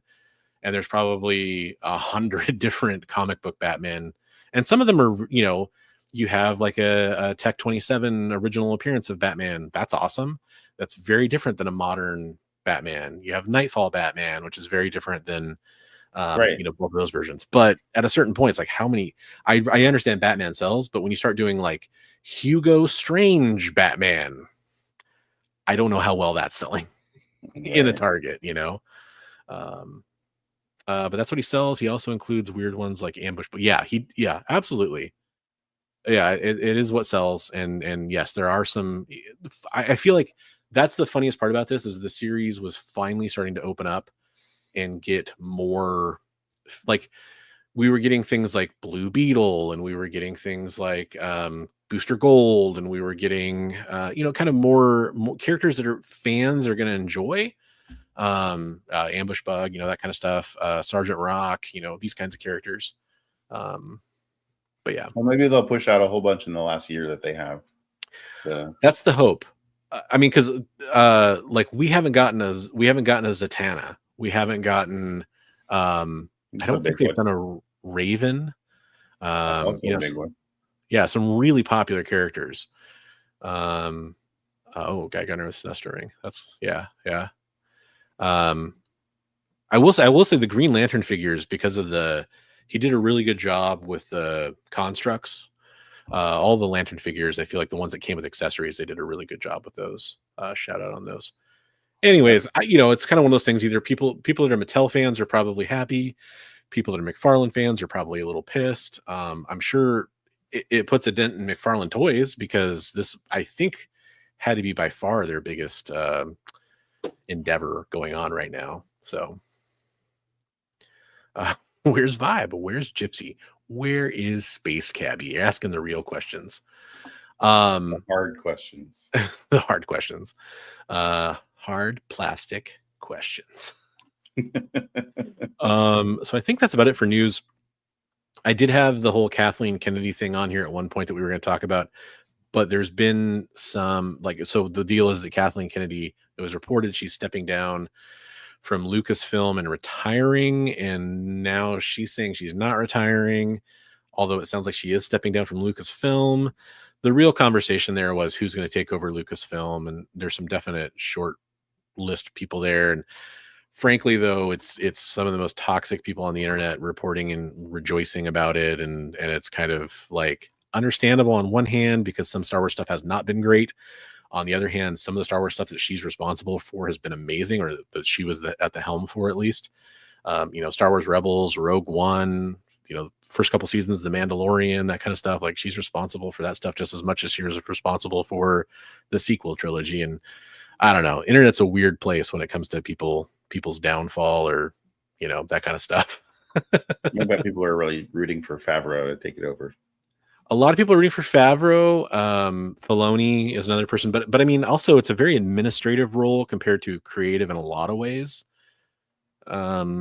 So I don't know. Maybe there's been talk of Kevin Feige going and taking it over too. So there, I guess we talked about it without talking about it. The problem is it's not cemented as far as nothing concrete about it. There's a lot of rumors, a lot of swirling dust, and we haven't had it settle yet to actually get a clear picture. Exactly. So folks, we are going to get into our main topic here, but I do have one more show I want to talk about happening over on the EXP, which, by the way, I've mentioned it a couple times. I want to reiterate this. You can watch Bronze Age Nerds YouTube channel. That's me. I'm not talking about myself in the third person, but I got to say the name of the channel. You could watch on Bigby McFly's channel. You could go tune in over there. You may be watching over there right now. You could also be watching over on the EXP, which has a whole host of amazing shows over there. The last one I'm going to talk about is the last show they have coming on tomorrow night, and that is Kicking It with Henri. That's Henri Compin, who's a comic book creator as well as a comic book seller. He does a claim sale show over there on Tuesday nights at 10 Eastern, 9 Central, 7 Pacific. Great guy. I've told you before, I've bought from him, and he's a trusted seller in my book. So definitely go check out his show if you want to pick up some good deals. So we're going to get into our main topic tonight, which is kind of the best Daredevil moments and stories, is kind of what I would kind of call what is the quintessential Daredevil experience. Now that we've probably bored away most people that were here for that conversation with topics about toys and G.I. Joe and all this fun stuff, let's get toys, G.I. Joe movies, anime. Now we're getting to Daredevil. Hey, what's up, Christina? Welcome to the show. Christina. As I like to call her, the most patient person on YouTube. We appreciate that, Christina. I swear I'm still getting to that stuff. But so I will tell you, I know you're going to talk about some stuff. I did bring some visual aids, but Bigby here is more versed on this topic than I am by far. I love Daredevil, but I'm more of a casual Daredevil fan, opportunity reader of Daredevil. Yeah, and I've read some of the classics for sure. Mm-hmm. Some of the modern stuff, but I have a feeling that Bigby's. Well, I'll say, and to be fair, I'm not completely up on all the newer stuff. Yeah, where they've introduced a lot of the characters that have appeared in the show, the detective that appears in the show, and a lot of that has been done in there. But I'm kind of loosely aware of what happens in those storylines, and I'm sure Chris. Well, we can always be corrected by him, or anybody in chat for that matter. Yeah, anybody in the chat who knows better than us. But it's important to point out that we love Daredevil. Yeah, no, we do love us some Daredevil. So what did you have first for you? You have some visual aids? Are you going to be popping up as we're talking, or I'll pop them as we're talking. So Brandon kind of hey, what's up, No Good?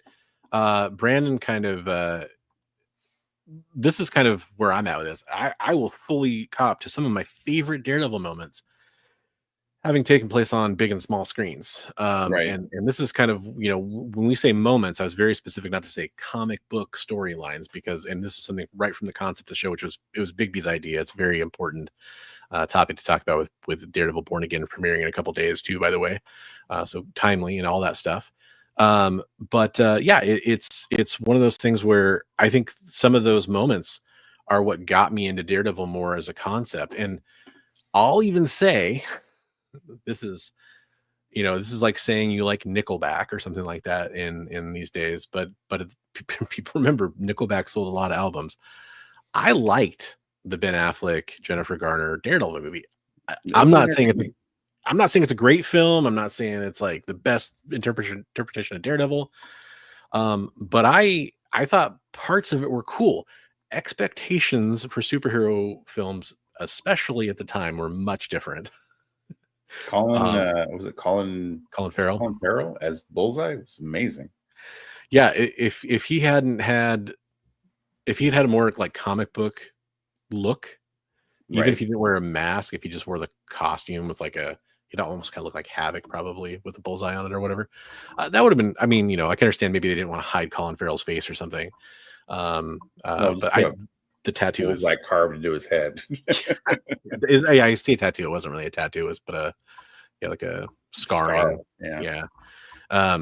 But the scene on the airplane where he just casually flicks the olive, whatever, with the toothpick or whatever, into the lady who's bothering him. It actually kind of oddly captures Bullseye in a good way. And I think the fight at the playground is dumb but fun. I will say the director's cut of Daredevil is much better, the Ben Affleck movie. But yeah, that's kind of the first moment I would talk about, and then we can talk about stuff with the Netflix series. I don't know how you want to weave that in, but and then we can talk about Netflix stuff for sure. Like, I mean, it definitely captures a lot of the main moments in the comic fairly faithfully. And like you said, some of my favorite parts of those Netflix shows are the hallway fight scenes. Like every season there's a great hallway fight scene. Yeah. So. And even referenced in She-Hulk. He makes a joke about it before they go down and start beating up the people in the warehouse. Well, they do that. He does the hallway, and then she comes through right with the sonic clap thing. Yeah. Yep. No, I'm not up to date on the last few runs of Daredevil, even though I love the character. Yeah, I've read some of the Zdarsky run, especially the stuff with Elektra as Daredevil, which I have here to show. But and I think that was really fun. That's one of the things I would talk about as being really, really cool with the character. More the character of Elektra than Daredevil, obviously, but I mean Daredevil as a mantle, if you want to call it that. But yeah, the TV show, like the choreography on the fights. So I just said I thought the Ben Affleck, Jennifer Garner, Daredevil was okay. Fun for the time. By the same token, the Netflix Daredevil show is probably one of the best turnarounds or redemptions of a show for a more comic accurate, cinematic, showing how to translate a Marvel character to the screen, whether it's Netflix or the big screen. Probably one of the best jobs of that ever. Mm-hmm. Yeah. Capturing the grittiness, capturing some of the darkness, capturing he's just a guy. Yeah, he has like these special senses, but he gets beat up regularly. It's not like he has a healing factor or he can have super punches or fly or speed or anything like that. That's amazing to me, like how well they did with that. But what they really got right, great job, like capturing the essence of that character. Yeah, and where he's gotten those things from his father, about always getting back up, and then also like all the multifaceted layers of like the guilt and the all the things that make Matt Murdock who he is. It's like they did an amazing job.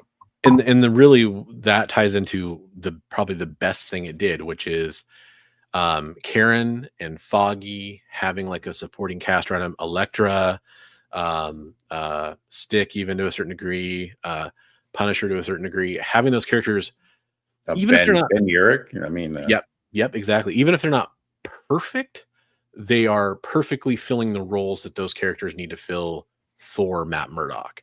And it actually feels totally correct. And that's before you even get to how well Vincent D'Onofrio represented Kingpin. Yeah, and when he kills Ben, he's scary. Yeah. Yeah. Hey, have a good night. Thanks for coming in and watching part of the show. We appreciate it. Yeah, Vincent D'Onofrio is amazing. So let's roll from Vincent D'Onofrio and his portrayal of Kingpin into one of the first questions I have, which I put some pictures together. Yeah. Kingpin, is he more of a, in your book, is he a Spider-Man villain or is he a Daredevil villain? I mean, he's first originally appeared in Spidey. Spider-Man. Yeah. And so this is, I'm going to wait. I'm going to meander for a second because I really want the audience to think about that question. Okay. And I want to see their answers kind of start to roll in. Yeah. I have an easy automatic answer for this question, but I really want the audience to mull it over, because if I just immediately blurt out my answer, we don't want to steamroller what their thoughts are. So that's true. But yeah, it's an interesting thing. I mean, originally he was a Spidey villain. Yeah. We didn't really see him taking on Daredevil much later in the run, into the Frank Miller run. But there's an argument to be made, like, whose villain is he? Whose arch nemesis is he? I mean, so for my answer for that is, I firmly think it doesn't matter. And it doesn't matter. It doesn't matter because he's both. Because the beauty of Marvel is, especially when it comes to New York and street level heroes. And when I say street level heroes, I mean, in my head, Daredevil is the epitome of a street level hero. He is absolutely what I think of. Now, I think of Spider-Man as kind of the royalty of a street level hero who can rise up and be an Avenger. He can rise up to be, he can fight in Secret Wars, but day to day, Spider-Man swings around New York and can stop a mugger, on Fifth Avenue just as easily as he can, beat a Coney Island dog or whatever on a subway overpass or something like that, or a light rail overpass. So I think of him as being kind of the epitome of that. My point is that it makes sense then that the villains of New York would cross paths with all these characters that are in kind of that sphere. Right. Now, if you're just going to say, like, to tell a certain story where you have to pick the villains that go with characters, like something like, for poetic justice reasons or whatever, if you have to twist my arm and get an answer on me, I'm going to say that Kingpin is a Spider-Man villain. Because to me, Bullseye is the direct foil for Daredevil. And I actually just had the thought that Kingpin may be even more of a nemesis for Punisher. Yeah, in a lot of ways. I would agree with that. And again, I'm saying all that is through the lens of, like, I'm saying it doesn't really matter in some ways to me. Right. But I also understand why it does matter to a lot of people. And for me, it's like, I guess I would say he's a Spider-Man villain mostly. But the other problem is, and this is, I think, why he becomes a Daredevil villain in a lot of people's minds, Spider-Man has one of the greatest rogues galleries of any character. And especially, I always loved the J. Michael Straczynski totem idea that they explore. You got Rhino, Scorpion, Dr. Octopus, Puma, there's Vulture, all these great ones. And when you get out of those, you've got another order of villains. You've got Green Goblin, Hobgoblin, Demo Goblin. You've got Demo Goblin. You've got Venom, Carnage. You just kind of keep going and going and going. He's got an amazing rogues gallery. Yeah. And I think it rivals characters like Batman or Flash or some of these other characters that have really good rogues galleries. I would almost say, like, you look at it like when Spidey goes up against Kingpin, it's not like life or death. When Daredevil goes up against Kingpin, he's in a fight for his life. Like Kingpin can literally end him easily. Yes. But Spider-Man, it's not really that much of a a threat.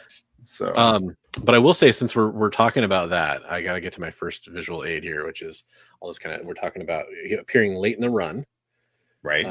So that's the first time that Kingpin faces off against Daredevil in the Daredevil run, and that's in issue 170. Yeah, 170. So pretty late in the run.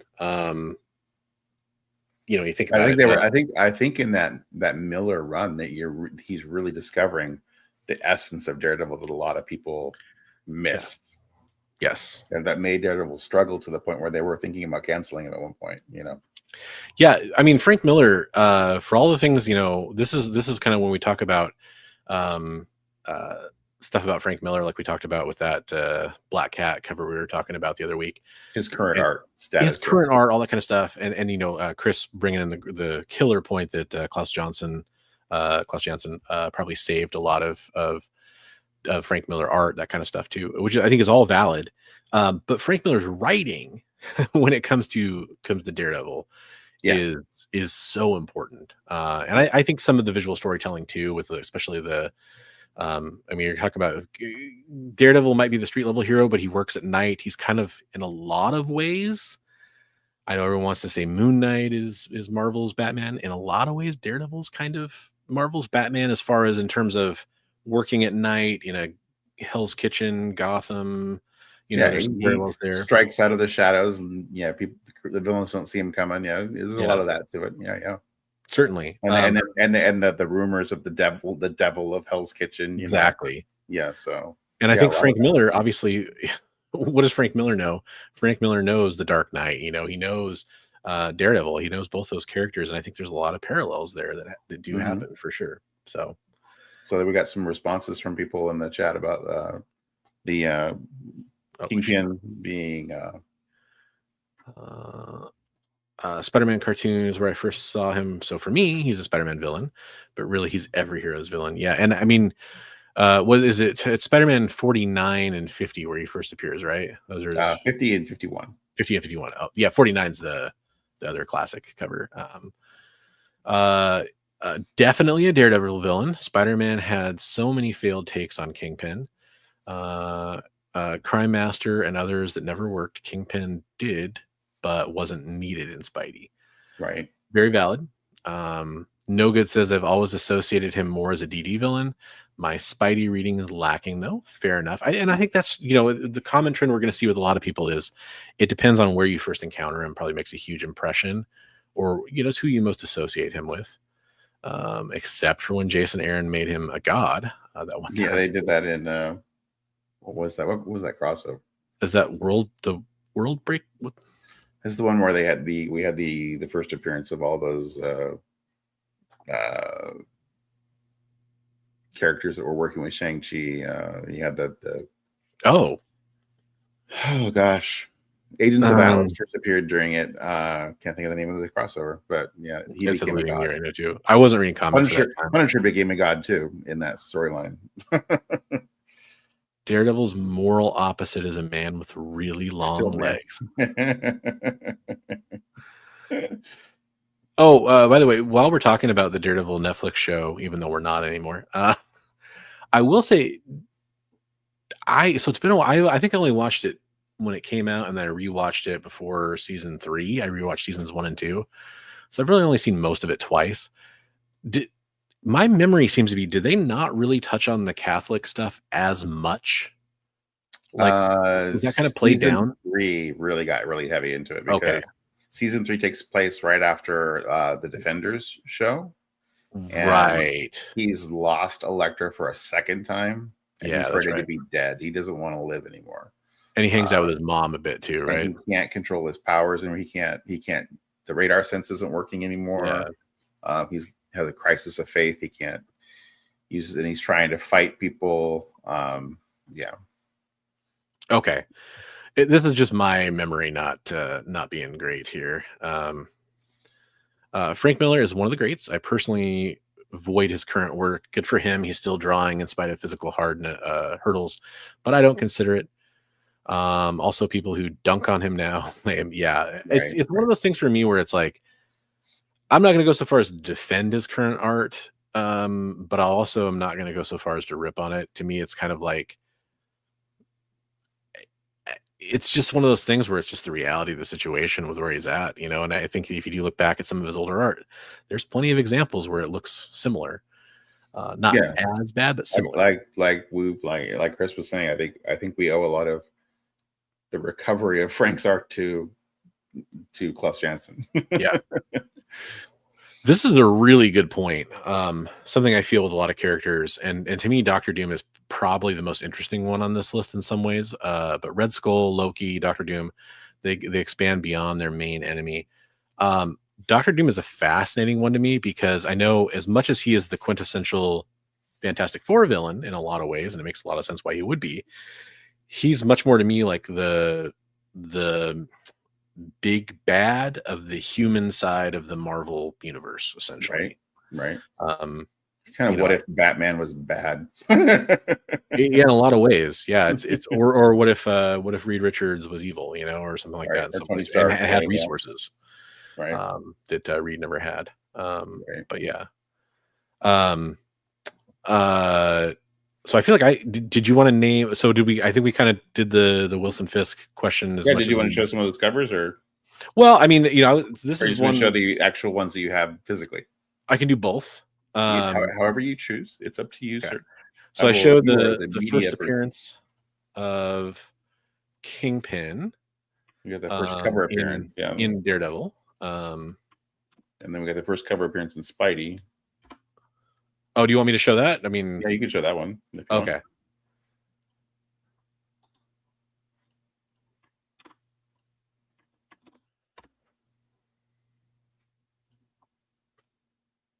There he is. I could probably do that to kind of make it a little bit more. There we go. So ASM 49, or sorry, ASM 50. I keep wanting to say 49 myself. I'm sorry about that. 50 is the first appearance. 51's his first cover appearance. So, yeah. Yep. It does have a negative effect over here. Sorry, just trying to make this work so I can actually still see the covers. They don't load if I make my window too small. The cover of 60 is great too. Where he's swinging him like a piñata. Whoosh. Yeah. But, so I think I don't know. I think consensus is he's kind of like, he is a major villain, but if you had to go to I hate this. If you had to name one character, it's probably Daredevil, although I would almost argue Punisher, because like you said, Bullseye is probably the antithesis to Daredevil. Yeah, and I mean, you know, the problem is that Daredevil doesn't have a fantastic amount of rogues, or, you know, I mean, on again, off again. You know, there's kind of the frenemy relationship with Elektra, but yeah, not really. I mean, he definitely couldn't call her a villain, I don't think, especially at this point in the comics. The Hand, I mean, and there's others, you know, I mean, but to me, for a long time they're trying to make the Jester, which the Jester isn't even around really much anymore. I mean, Echo, newer, obviously, but there's a lot of characters that he has like more fun relationships, like Punisher, you know, I mean, Punisher is a very good, which I have more to say about him later, but I mean, same. He's the opposite side of the coin for sure. But the next topic I had was like, you know, the major point was the introduction and romance with Elektra. I thought that was really important. Yes, with his character. I saw an interview with Frank Miller where he was saying like, Gladiator, Owl, Mr. Fear. There you go. Yeah, especially Owl and Mr. Fear, I think are kind of elevated on that list. But even are they great villains though? I mean, Mr. Fear is pretty cool. Owl's kind of, I mean, he's not terrible, but I don't know. Right. Sorry. I saw an interview with Frank Miller where he was talking about when he was writing Daredevil, and he'd seen a Superman movie recently or saw a trailer or something, but he's like, he was like, there was a thing where it was the whole Lois and Superman relationship, and he's like, why would someone like Superman want to date a human that's just normal? He's like, a superhero wants to date someone who's on par with them, who's a peer with them, and that's why he ended up writing Elektra. Sorry, I finally got that to work. All good. So yeah. And yeah, Typhoid Mary definitely is one I should have on that list. Kingpin, Bullseye, Typhoid Mary, the Hand, yeah. And I mean, Typhoid Mary is so connected to Kingpin now that's, I guess that kind of lends some credence to him being more of a Daredevil villain in some ways. Gives him another extra. And she's now like she's moved over. She's part of the X universe now, right? Too. She was involved with it for quite a bit. I don't know where she is right now. Excuse me. She's like, she's like Mutant Zero or something they call her. Yeah. I'm not completely up on that, but she got transported along with a bunch of mutants from the Hellfire Gala where they all got killed. And she's kind of been more closely associated with them ever since then. Right. So yeah, no, I think that was a great relationship with him. Like somebody who could hold a woman who could hold her own with the hero, you know. And that's you know, the Netflix series, that scene where it's him and Elektra versus the Hand, and they're going to, and then this, okay, all right, Crom, if you're watching this on the rewind, don't listen to this part. Do not listen for the next 15 seconds. The part where it looks like their Daredevil's going down, and then all of a sudden Frank pops up over the side of the building and starts popping. It's like, oh my God, that's so great. He's like, I got you back, Red. It's like, oh my God, it's so amazing. Yeah. No, there's some real great moments in that. Speaking of Daredevil going down, there's another one you had there. Yeah, so I think that's a really good storyline. And then the intro of Bullseye, I mean, that's probably one of his greatest villains that they've ever come up with, as we've been saying. And I think like the evolution of that character, and then that's the next part of the storyline. Yeah, Bullseye, amazing character.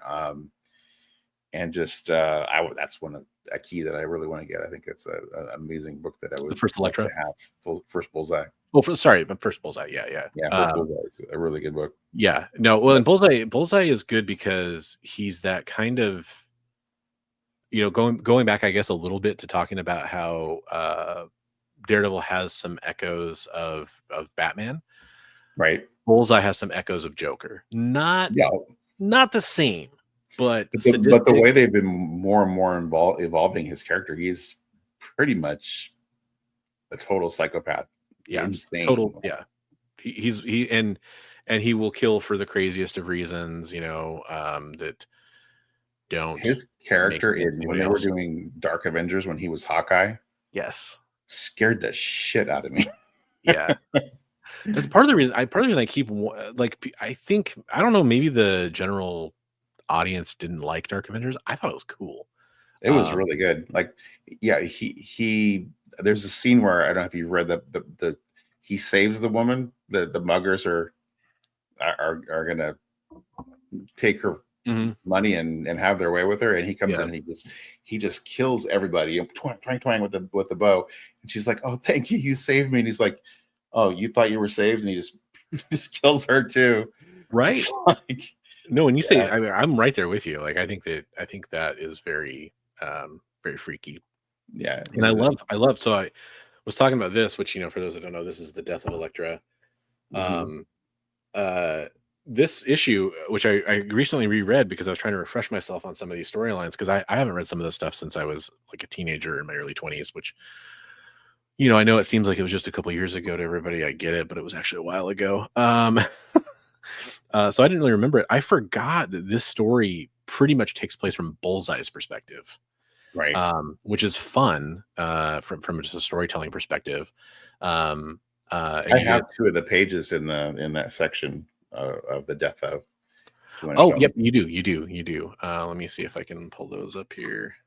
If I was smart, I would have been doing screenshots from Marvel Unlimited.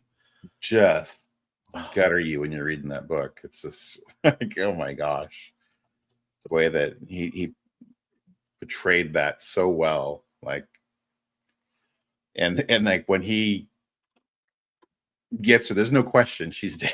He's gonna die. Yeah. Like, there's the first one. Let's see if the second one wants to cooperate. But me, I'm magic. I never miss. There we go. Yeah, that one just runs her through with the sigh. It's like, and I love the like. There's this magenta stripe here, which kind of evokes like spatter, basically. Right.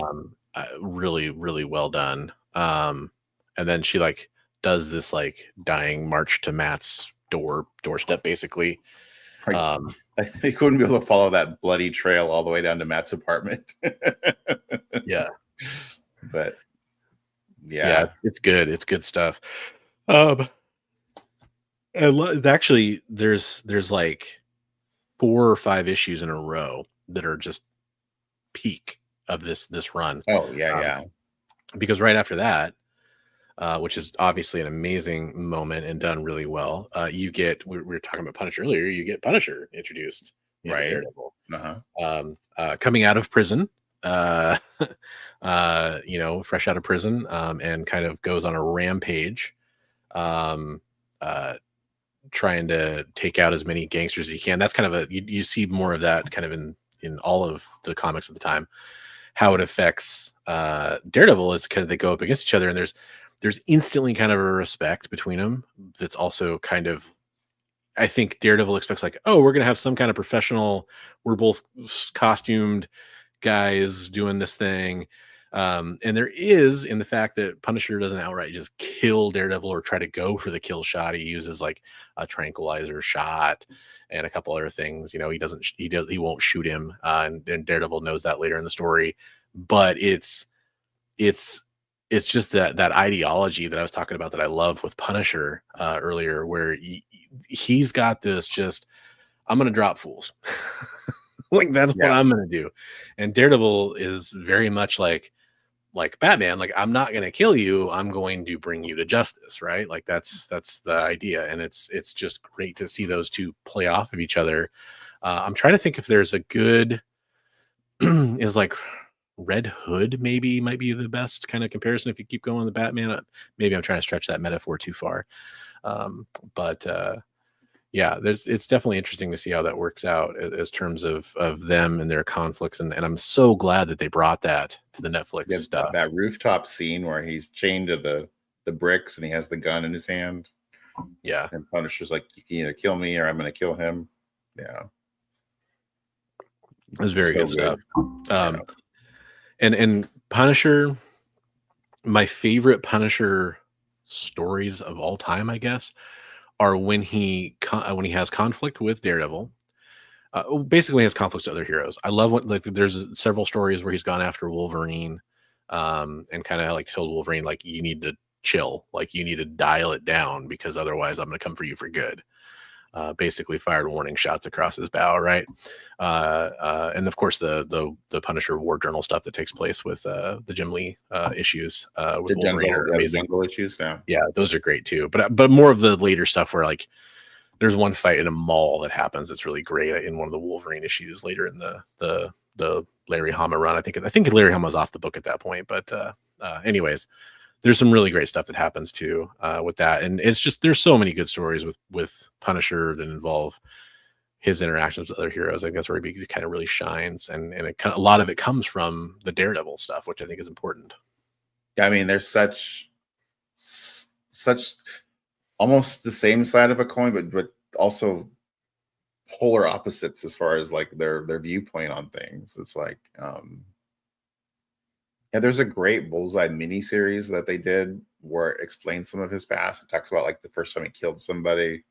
He's pitching like a perfect game in Little League, and his coach comes and takes him out of the game. Yeah, and I remember that. He looks and it shows him looking at all the angles, and he acts like he's angry and he throws the ball like he's going to throw it into the stands, and it ricochets off the light post and off another light post and comes back and hits the coach right in the nose and kills the coach.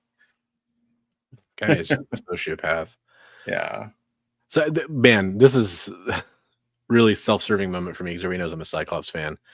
a lot of times around the same period of comics that we're talking about here, like the early 80s and that kind of stuff, there's a lot of mentions of Cyclops being really good about using his powers in a very similar way to how Bullseye is able to see like all the angles and stuff and do like these crazy trick shots. And it always made me want to see those two kind of go up against each other. And maybe they did at some point, but I don't remember ever seeing them go up each other. Now, Cyclops, he's not really doing that as much in the comics these days, which seems like a real missed opportunity.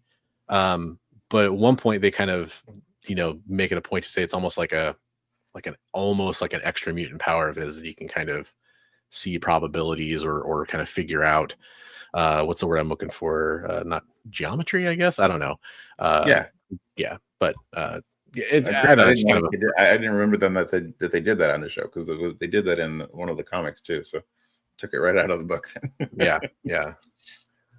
The Max stuff. Yep. There's some good stuff in there too, for sure. I guess this is kind of the second parter of that original Punisher. That's a great cover. Yeah. Yep. The just Frank Miller flexing right there. just amazing. And I mean, he was really great at like portraying emotion too. Like, I mean, after Elektra died, like that cover where you got Matt hugging her grave and like just just really, really good at portraying what was going on with him. Boy, well, he's still trying to be a hero, but he's just lost the love of his life. And this doesn't really fit into what we're talking about too much, but it's just a side note, because I was going through and kind of rereading some Daredevil stuff. Does Daredevil have the most messed up history with love interests out of any character? I would say there's I think I put that in my notes. I said, is Daredevil like the original emo comic? It's crazy to think about just how many weird relationships and failed relationships and stuff he's had. It's insane. By the way, speaking of covers and stuff, I grabbed I think this is the Death of Stick or whatever. I love this cover, and I've always that is that's the one I homaged for that Usagi picture. Yes, and that's kind of the reason I thought of it is you kind of recently did that. I love that. I was grabbing it, so may as well. Chris, well, hugging her grave was iconic, but they jumped the shark or something. Hilarious. The part that was over the line to me is when he blamed the hole in the ground on the Gophers. I think that was just over the line. Yes, I mean, you're talking about. And that kind of jumps to the Typhoid Mary thing, the messed up love interests thing and everything, which that story arc holds a special place in my heart, because I was going through the first big like tragic love interest thing in my life when I was in high school, and I was reading that and I was like, oh my God, the emo kid in high school screaming at the sky when it's raining outside and thunder and lightning, listening to Depeche Mode. So I mean that Typhoid Mary run, really good. Red Pool want to know what time the episodes drop. Looks like Chris already beat us to the punch here. 6 p.m. Pacific. So 6 p.m. Pacific on Wednesday. Gosh, Disney. So I've been watching Severance, and one of the things about Severance is the episodes drop, like they're supposed to drop on Friday, but they drop at like 9 p.m. Pacific, because that's midnight Eastern time for Friday on Thursday. I wish they did that. Right. Couldn't let Bullseye be the last one to stick her. Too soon. Bullseye's angry at you, Jay. Bullseye is very mad in this first appearance of Lady Deathstrike, before she's Lady Deathstrike. Right. Which I just pulled up. That's when he's going to get his adamantium spine in that story arc. Yeah. Because in 100, Daredevil shatters his spine, throws him off the top of the building. Yeah. So Yeah, I remember there was around that time there was a lot of like, is Bullseye a mutant kind of thing too, which is kind of interesting. right. I don't think that ever happened, but I think Elektra's a great character, great supporting character, love interest, and like the Elektra Assassin miniseries is great. Oh man, by Miller and Sienkiewicz. It's like Sienkiewicz covers were just so gorgeous in that. Yeah, that's some of my favorite covers of any. The interior art too. It's all amazing. But I mean, totally. But the covers are just iconic. Because you show one of them here, which is one of the better ones. I love the black cover where she's kind of crawling around on the ground too. Yeah, I give you the one where it's her head with the bandana blowing in the wind. Yes, yeah, awesome, that's a great one too. And the cover to the collected graphic novel is awesome. But yeah, just classic stuff by Bill. Oh, this one, yeah, I'll pull this one up too. I'll show off one more classic from the classic volume of Daredevil because it's the last major key issue I have. I don't know that it's one of the greatest stories, but I just, I'll show it real fast. This is the introduction of Blackheart, Mephisto's son. Oh yeah. Which it just is kind of weird that it happens in Daredevil in some ways. There was a lot of weird stuff going on in Daredevil. They had him facing off against Ultron. They had a lot of weird stuff going on during that time period. I mean, but it does sort of make sense because he's kind of at the time, especially kind of known as like the religious superhero, the Catholic superhero. And I know there were others, but he's kind of like the poster child for it at the time. So Mephisto being the devil kind of makes sense to introduce that. Interesting to see I have Daredevil and Nightcrawler team up. So they're both religious and both. It has to have happened. Devil-looking characters, both of them. So. Yeah. I think my last talking point was the Joe Quesada Kevin Smith run. I really, really, really enjoyed that. You mean this one?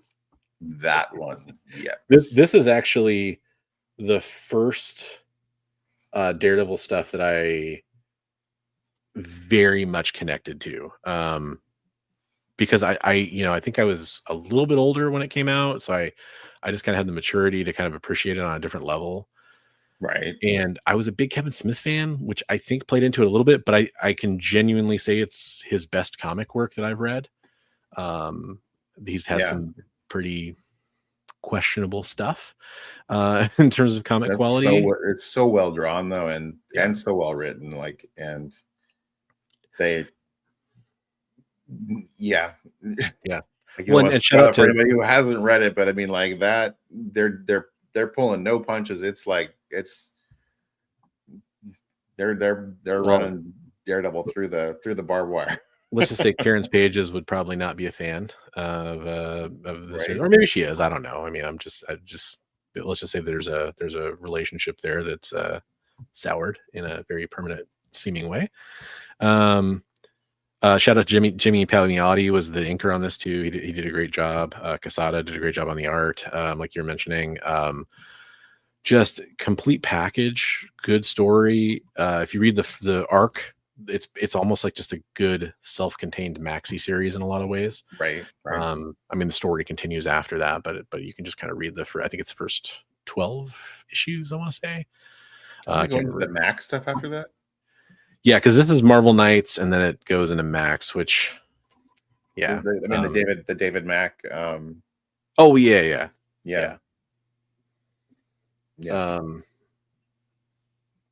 But yeah, I love that.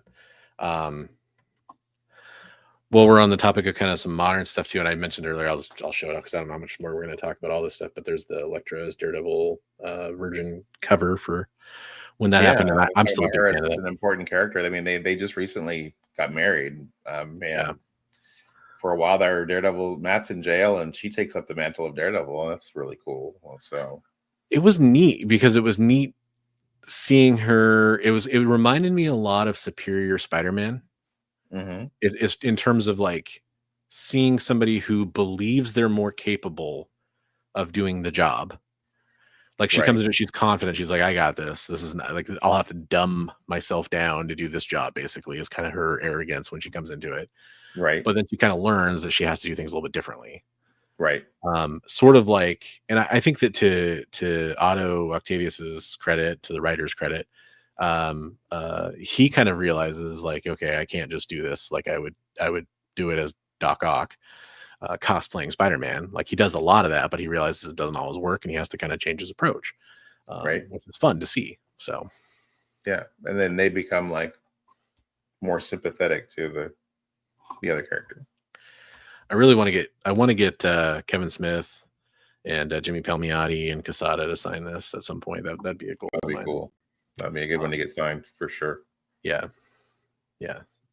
I love that cover. That's just an amazing cover. It's an amazing cover, which I think, it was like, oh, Kevin Smith and the cover, and I just bought it, and I was like, oh my gosh, I actually think I like Daredevil more than I thought. It's a perfect jumping on point, I think, for people, as far as if, I know it can be a little hard for modern readers, younger readers, kind of like I was talking about watching, French Connection earlier or whatever. It can be a little hard to dive into some, if you're going to start reading Daredevil 1 from the 60s or something like that, that can be a little intimidating.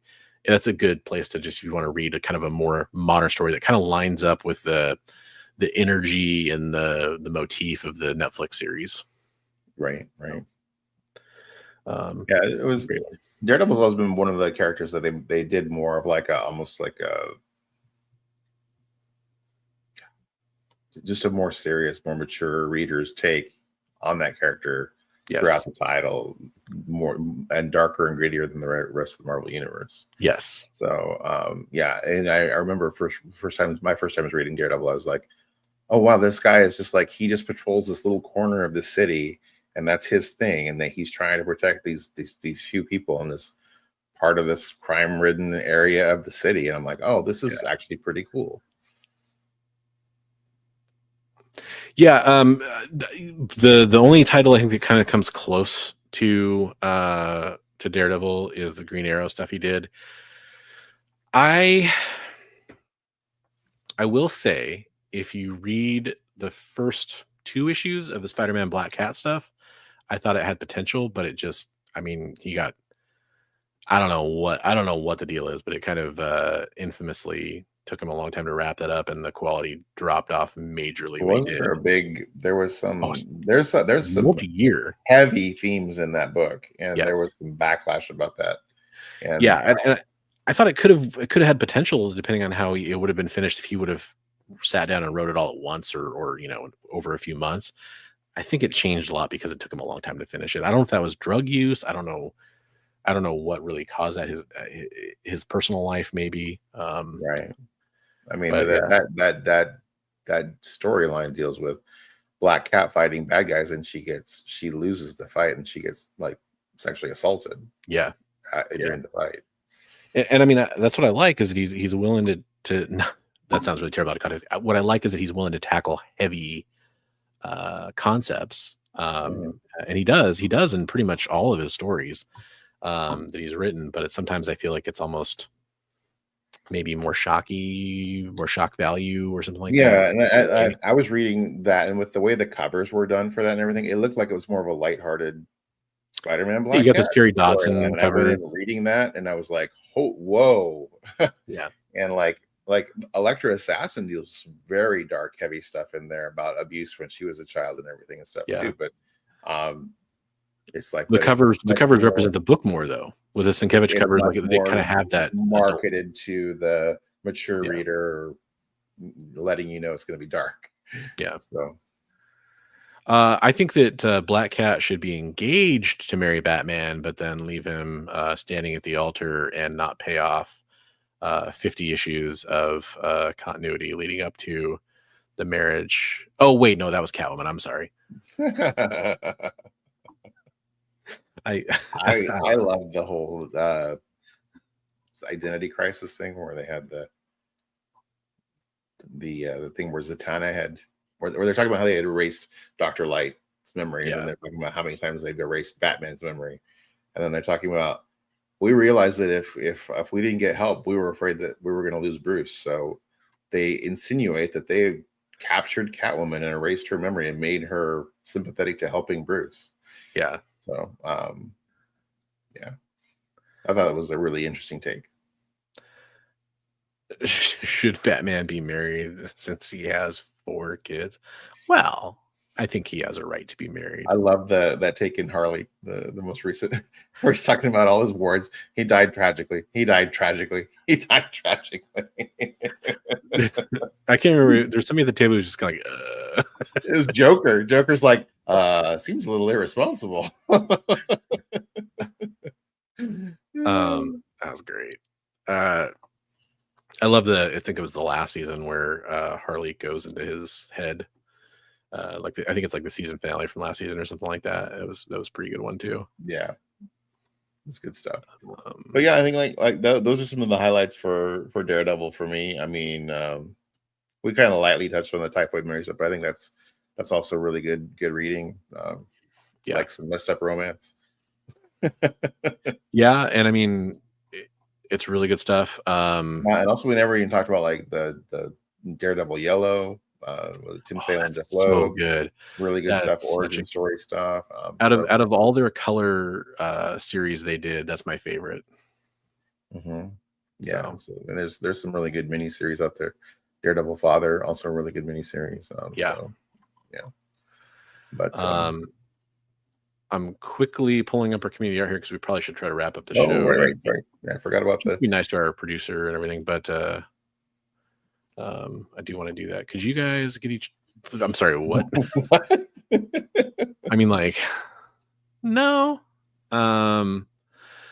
Should Harley Quinn get Sonic?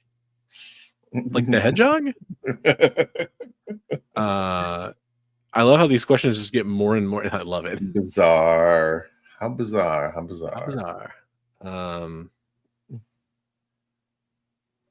My brain is not working for some reason. I'm like, what button do I hit to make the thing go? I don't want to open the go button. I don't want to open it in Paint. That's not a very good application for showing this stuff off. Yeah, the go button. I'll never forget the time that my friend, we were playing Halo like 3 or something back on the Xbox 360 back in the day. And I'm playing with my girlfriend at the time, later fiance, now my wife, and a couple friends. And my best friend, Nick, says, you guys, you just got to hit the, you just got to do better. Just do better. And I was like, okay, I'll just hit the do better button. Which one is that again? All right, here we go. That was enough stalling. I got it working. So this is our community art section. Every week you could send us a piece of artwork. We're going to share it on the show. This one comes to us from Headless Hammerhead, who submitted this. There was a little bit of a backstory to this one. I cannot remember for the life of me what it was, because it's been about a week and my brain does not store information that long. So I'm sorry. Still some cool art. Nice. Yeah. It looks Harley-esque. A little bit Harley. Several different things kind of come to mind. Little Harley, little Kabuki, little. Yeah. That's, yeah. I'm sharing 2 from CJ Designs because they're both relevant to what we talked about tonight, and we ended up with 2. I think one's going to come up a little bit later, but hey, you got a little Punisher from CJ Designs. Did a good job there. Nice work on that. Young Punisher. Yes. Yeah. And these are a couple. You probably can tell me a little bit more about a couple of these because you're the one that dropped them into the show. Eric from SideQuest. Some more of his watercolor work, mixed medium stuff, but it's beautiful. I'm not sure the character. It kind of looks like a Vampirella cosplay with a blonde. It kind of looks like, to me, it kind of looks like Buffy as Vampirella. Yeah, I could see that. I see a little Sarah Michelle Gellar in there. I was actually hoping you knew. Don't have all the info. Okay, he said what it says on the Headless Hammerhead. Okay, Jinsei Wada. I probably butchered that. Oh, Buffy from a famous Rolling Stone cover. Okay, well, I'm glad that I caught the likeness for Sarah Michelle Gellar in there. Yeah. I don't remember her ever being in that kind of outfit though. So there we go. This is probably Chris messing with us. No, it's probably real because I think I remember. familiar. Well, unless he's totally messing with, but I think I kind of remember that. But hey, good enough that I saw the likeness. Let's put it that way. Yeah, no, beautiful artwork though. There's Dan Kelly. I'll try to zoom in on these. So you see, that just gives us the name, but I'll try to zoom in on the art so we can see a little bit better. Fantastic Swamp Thing from Dan. He just shared, follow Dan Kelly, and his name has an E after the double L's there in Kelly. Follow him on IG. He just did a really good Catwoman piece, which we might show off next week if he decides to share that with us. But he just posted that. I really like it. He did an awesome one of those, and I really like this Man Thing too. So yeah, that's awesome. You know, I forgot to get Elliot stuff this week. Oh, did he send one in too? Yeah. Speaking of, but I think all these are regular submitters this week, which is awesome. We got Roscoe coming in with some TMNT. So this is Rocco's Modern Life, right? Right. Yep. But I don't know who's the character on. I don't know this character. I don't know the character who's somebody's. It looks familiar, but I don't know who the character is. Maybe because it's obviously a turtle, so maybe it's his take on what a turtle would look like. It's a character from Rocco. Okay, sure. Yeah. Who is a turtle? Probably. Okay. Sorry, I'm asking you. Like, I didn't watch enough Rocco. Oh, did I say like Swamp Thing or something? I thought you said Man Thing. Did you say Swamp Thing? I didn't. Oh, maybe I did. My brain's getting there too. So yeah. Sorry. I'm sorry if I did. I'm not a real nerd, folks. Okay. It's good art. I'm sorry if I don't know the character here, but you know, it's a blast from the past. I remember Rocco was a comic collector. I remember that. I don't remember much about that show, but I do remember he collected comics, which is pretty cool. Yeah, that's a great picture though. Wow. Dominic Gomez. That's cool. I like that a lot. I like just the presentation alone is cool. Almost like a tarot card kind of, but maybe not quite. I don't know, but I got that. Oh my gosh, my memory sucks tonight. The name of this kind of stippling effect is one I know, but I can't pull it at the moment. Well, it looks like fabric to me almost. Yeah, but that's a very specific. Maybe it's kind of trying to look like a card texture too, but I think it's pointillism. What are you thinking of? Oh no, there's a name for it when it's used in print for comics. Ooh, it's gonna bother me. Let's see if I can pull it here. Well, while you're doing that, so Dominic Gomez yes. On Instagram, I know he just posted that his commissions are Zipatone. Open to anybody. What's it called? Zipatone? Yes. Zipatone. There we go. So his commissions are open for commission for requests. So yeah. But a very beautiful piece. Good job. Yeah, that's really, really cool. Magic's because of the Marvel Rivals, she's got a lot of Magic, Squirrel Girl, Psylocke, and Invisible Woman. And he's also releasing his comic that he did a Kickstarter. It got close to completing, but it didn't quite kick. So he's releasing that on Instagram as well, I believe. So okay, that's too bad that I follow didn't him on make Instagram. it. But hey, you got a chance to go check it out now on Instagram. And then I was too perfect for us not to share, even though technically we kind of broke a rule, but it happened to go with our theme. So right, both of them CG Designs coming in with the with not only Daredevil but also Elektra in the background there. Yeah, very cool. I job, wonder if one day if this comic trope guy, I wonder if he'll ever submit some artwork for our show. Yeah, you know, I know he does some art. It's possible. I hear he scribbles a little. Yeah, I hear he's actually got some stuff coming out in this upcoming issue of Radiant Black. Yeah. Well, we should pimp that. Yeah, I believe. Oh man, I have it pre-ordered now. Is it issue 31 or 32? I can't remember. I'm sure he'll tell us here. But I'm sure he'll tell us. Radiant Black coming up. There's going to be an issue of Radiant Black that's going to have a story in the back of it by Chris for Comic Tropes. Was it written, drawn, and inked by Chris? I believe. Yeah, he did like all but one. I think he maybe didn't do colors. Colored and lettered by somebody else, I think. was colored and lettered by someone else. Maybe? I think he lettered it too, actually. But now I'm wrong. I'm sure I'm wrong now. I'm sure he'll correct us on all of these things and be like, yeah, he's guys have terrible memories. Alzheimer's is setting in. He's doing a signing on release day at Stargazer. By the way, Stargazer is a really fun shop. That's where I got my Infinity Gauntlet #1 that I had Jim Starlin sign. I actually picked it up there, as well as some other comic books. But that one I remember. Oh, I think I got my first appearance of the Dinobots there too. Was that Transformers 7 or something? I can't remember. But look, I was right. Letters by Becca Carey, colors by Mark Englert. I always will say Englert.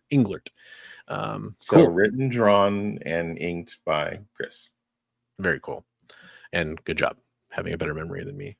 Not hard to do. Hey, while we're kind of rolling out, I just had to show this off. Yeah, you got to have a booty cover in here. I mean, I'm like contractually obligated in some ways. In fact, I will even. Is that David Mack? This is Alex Maleev. Oh, Maleev. Okay. But there you go, folks. I just like that a lot because of my stupid things I like. So there you go. There's nothing stupid about it. But that said, I do think we need to kind of. Chris had one more point. There also will be my Vampirella cover and my Eisner nominated book, Trickster. Awesome. If it's on release day. Okay, so maybe if I could get that March clear, then perhaps I could get you to remark your Vampirella. Because I have that without the trade dress on the top, which I thought would be cool for a remark up there. I don't know. Maybe you'll be too busy because there's so many people getting books signed because it's going to be a huge hit. I hear. I was, leave it with him and pick it up later. That's true. Because I have something I need to give him as well. That'd be a perfect opportunity. I have a lot of stuff I need to give you. I've got a stack. Yeah, that's true. You've got a huge amount of. I heard you're giving me like all your prized comic books. It's weird. That's when you need to start looking out for somebody when they start giving away their prized possessions. Jeez, that's true. Yeah, that's dark and true.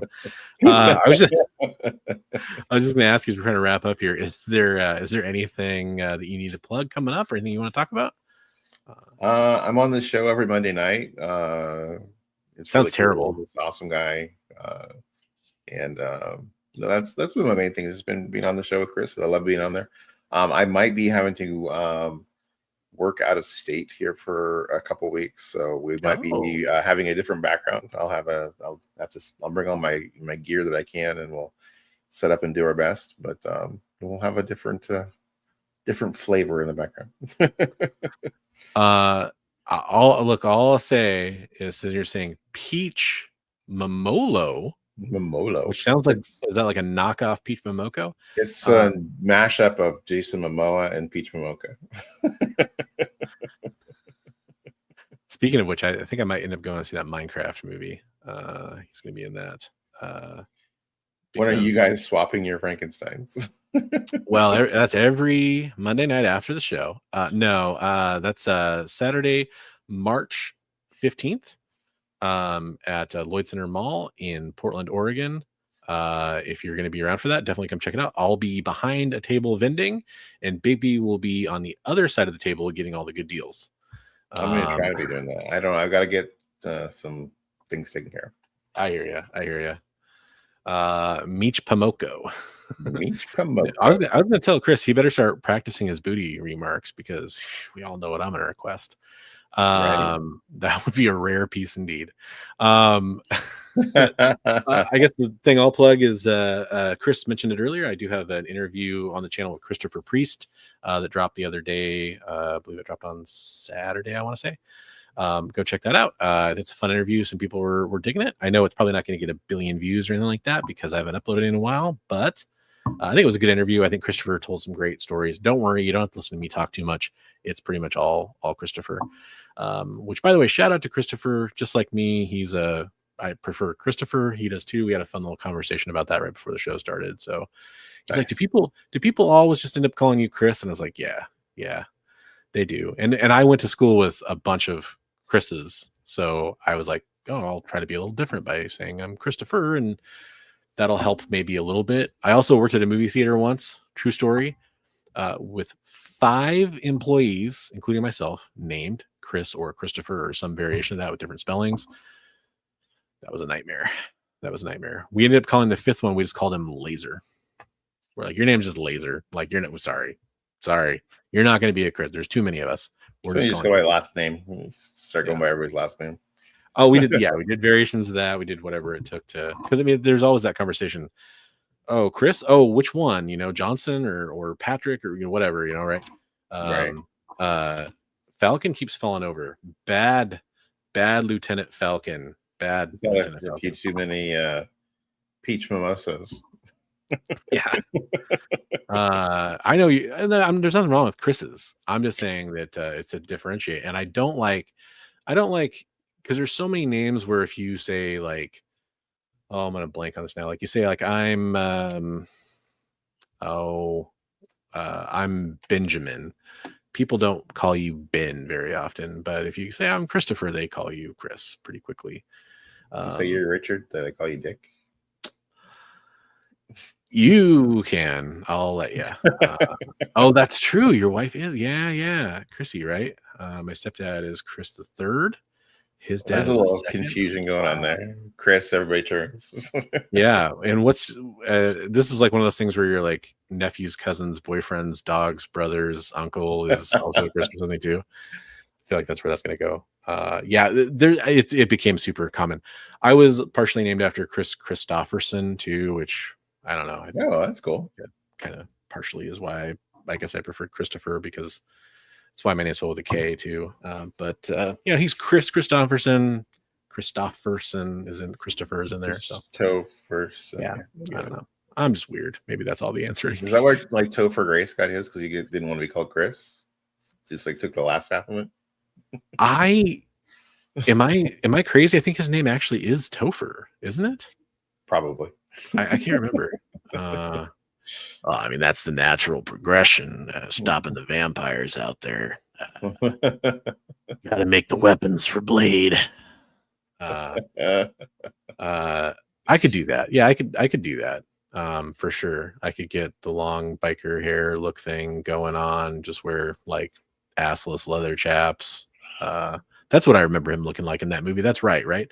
That's what you're wearing right now. So, I mean, well, no, I'm not wearing many pants right now. I'm streaming. Oh, that's right. That's right. You're so big and strong. I love that. I need to rewatch that movie. Christopher, damn it, Jay, you're ruining all my fun. I was hoping. So Topher Grace is so he dropped the Chris part and just used the Topher. There we go. I was just curious. I'm like, hey, I wonder if he. No one ever asked for the assless chaps with me, but they always get them. That's the little bonus I like to leave. I always leave them wanting less, and I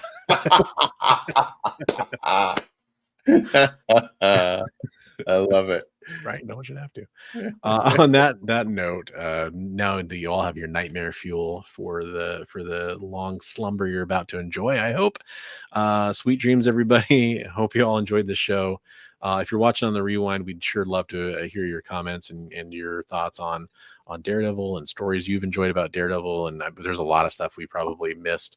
A lot of questions we had in there to the audience. So yeah, we'd love to hear your comments on your thoughts on the role of Kingpin as whose villain he is, where he belongs in that hierarchy, where Bullseye belongs in that, that whole thing. Is the most messed up romances for Daredevil. All that kind of stuff. Yeah, absolutely. I would go with Topher Ultimate Jungle Predator Grace. That was an interesting twist in that movie. I love that twist in that movie for sure. Anyways, that said, folks, we hope you enjoyed the show. We're way over on time, so we'll get out of here. Let me get some sleep. Catch you on the next one. We will be back next Monday with another exciting topic. If you have a suggestion for one of those topics, drop that in the comments as well. We'd love to hear about it. If you want us to tackle, anything coming on TV and talk about, great stories to read for that, that's an awesome thing we could do, or whatever else you want to suggest. Hey, absolutely. I love that you were watching the show. Thanks, Cyclotron. Appreciate it for popping in. Really do appreciate the watches. And yeah, everybody have a great night. We'll see you on the next one. Peace out.